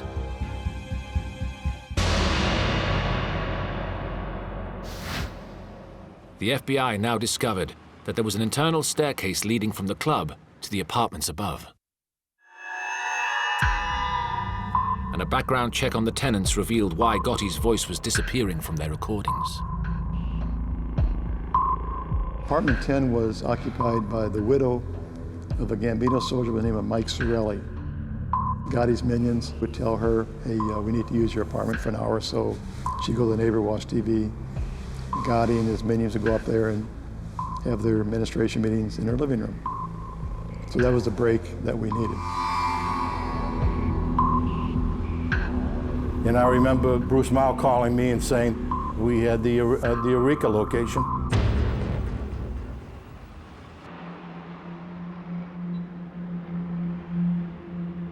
But now, they were faced with a new problem. How to get into an apartment where somebody lived. Whole nother ball game to get in there. Because you have a widow living there 24 hours, 7 days a week, and you have to get into her apartment. Mao's team learned that Mrs. Sorelli will be going out of town for Thanksgiving. So in late November 1989, Kallström's team returned to Mulberry Street and placed a bug in her apartment. And that's when the waiting started.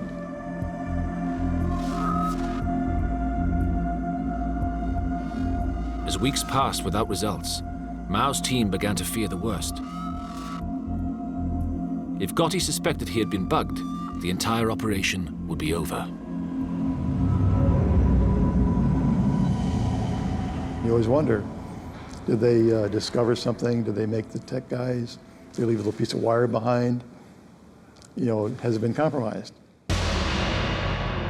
Then, on a late November evening, the team observed Gotti and his henchmen enter the club, and they get ready to listen on the new bugs.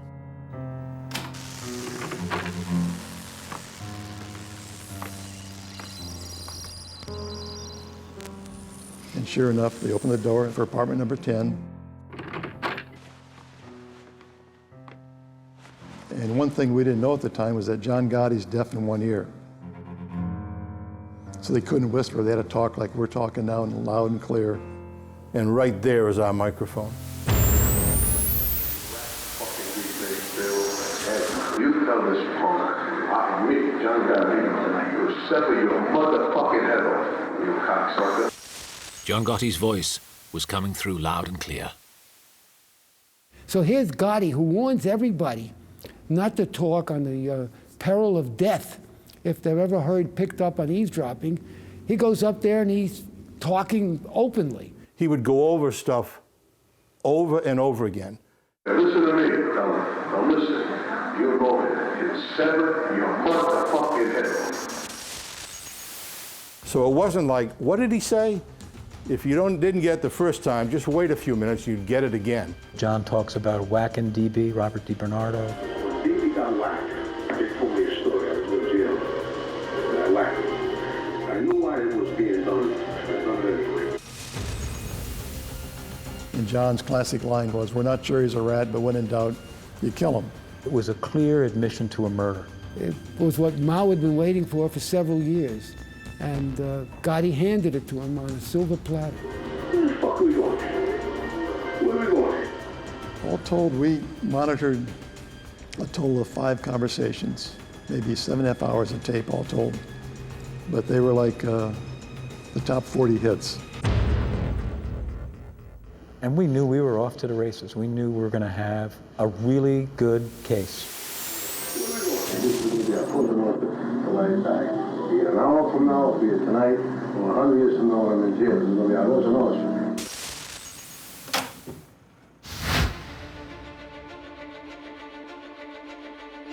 On December the 11th, 1990, the FBI arrested John Gotti for the murders he had spoken of on the tapes. Along with his closest henchman, underboss Sammy Gravano. At the pre-trial hearing, Gotti, the seasoned pro, was apparently unconcerned. Pretty good. You know they're going to try and keep you in jail. They say you're in danger.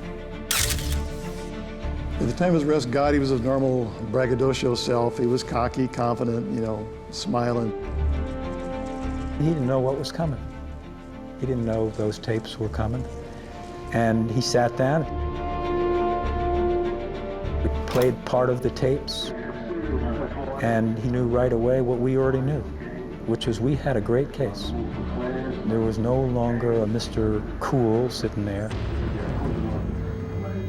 He was like a cornered animal, and I enjoyed every moment of it. But before the trial even started, there would be one more twist. One of the FBI recordings had caught Gotti bad-mouthing his own underboss, Sammy Gravano, behind his back. Sammy knew there was something bad in those tapes, not just for them getting convicted, but something bad in terms of his relationship with John Gotti. But he didn't know what it was. Gravano now broke with Mafia law and approached the FBI without his boss's permission, demanding to hear the tapes.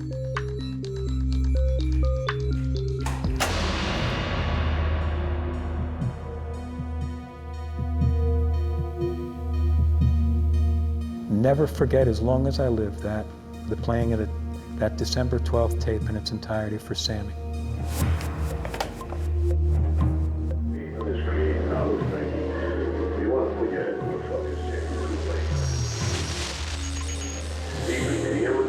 It's basically an hour tirade against Sammy the Bull Gravano. He calls him a greed-eyed monster, how much he hates Sammy, thinks he's greedy. He talks about firing him. Every fucking time I turn around, there's a new Gotti popping. More importantly, the recordings had Gotti accusing Gravano of several killings.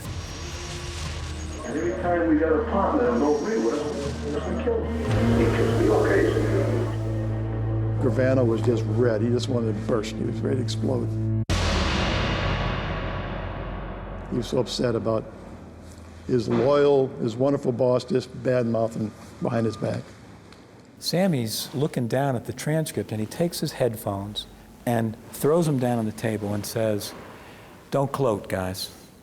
Don't gloat."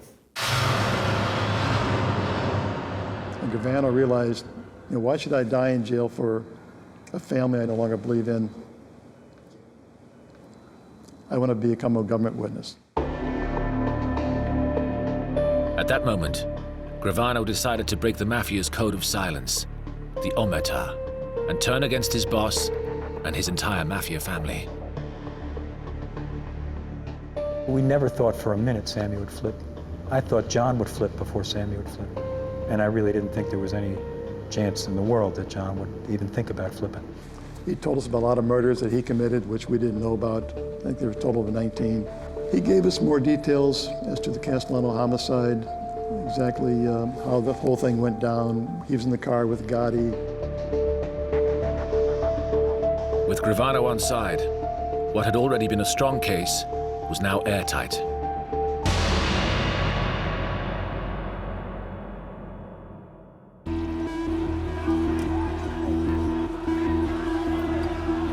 Outside the court, it was a typical Gotti circus. He was still, after all, the Teflon Don. It's not just average guys caught up in the Gotti spectacle. A who's who from Hollywood came to Brooklyn to take in the show. This is one of the great dramas that's going on today. The trial was really high drama because it was like the #1 media event here in New York, so the reporters there every day filled up half the courtroom. We all sat with Gotti's minions. And the highlight was when Gravano testified for 9 days.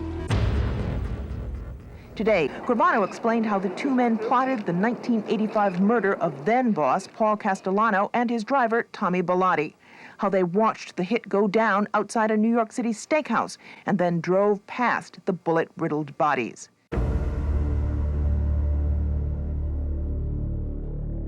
He didn't diminish his own criminality. He admitted to 16 murders. He admitted what he had to admit. He was a lights-out witness.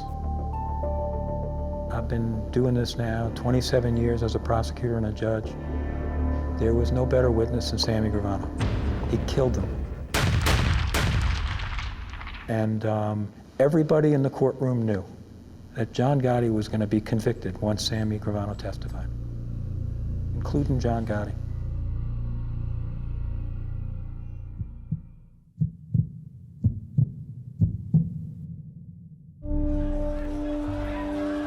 When the jury announced their verdict, Gotti's crew incited a riot outside the court.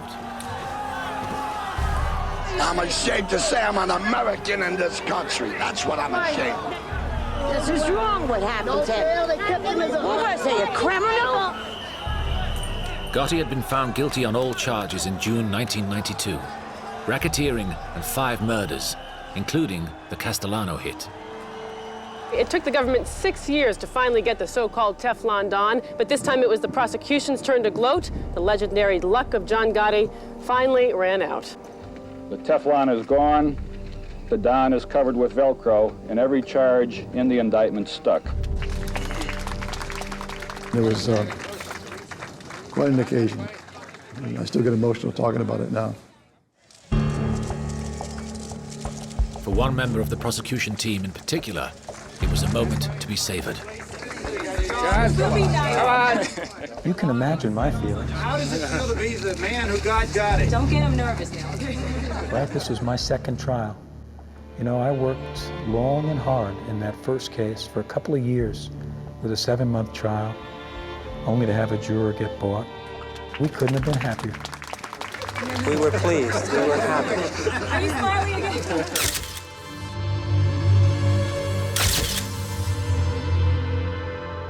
Gotti was sentenced to life in jail, spending 23 hours of each day in solitary confinement.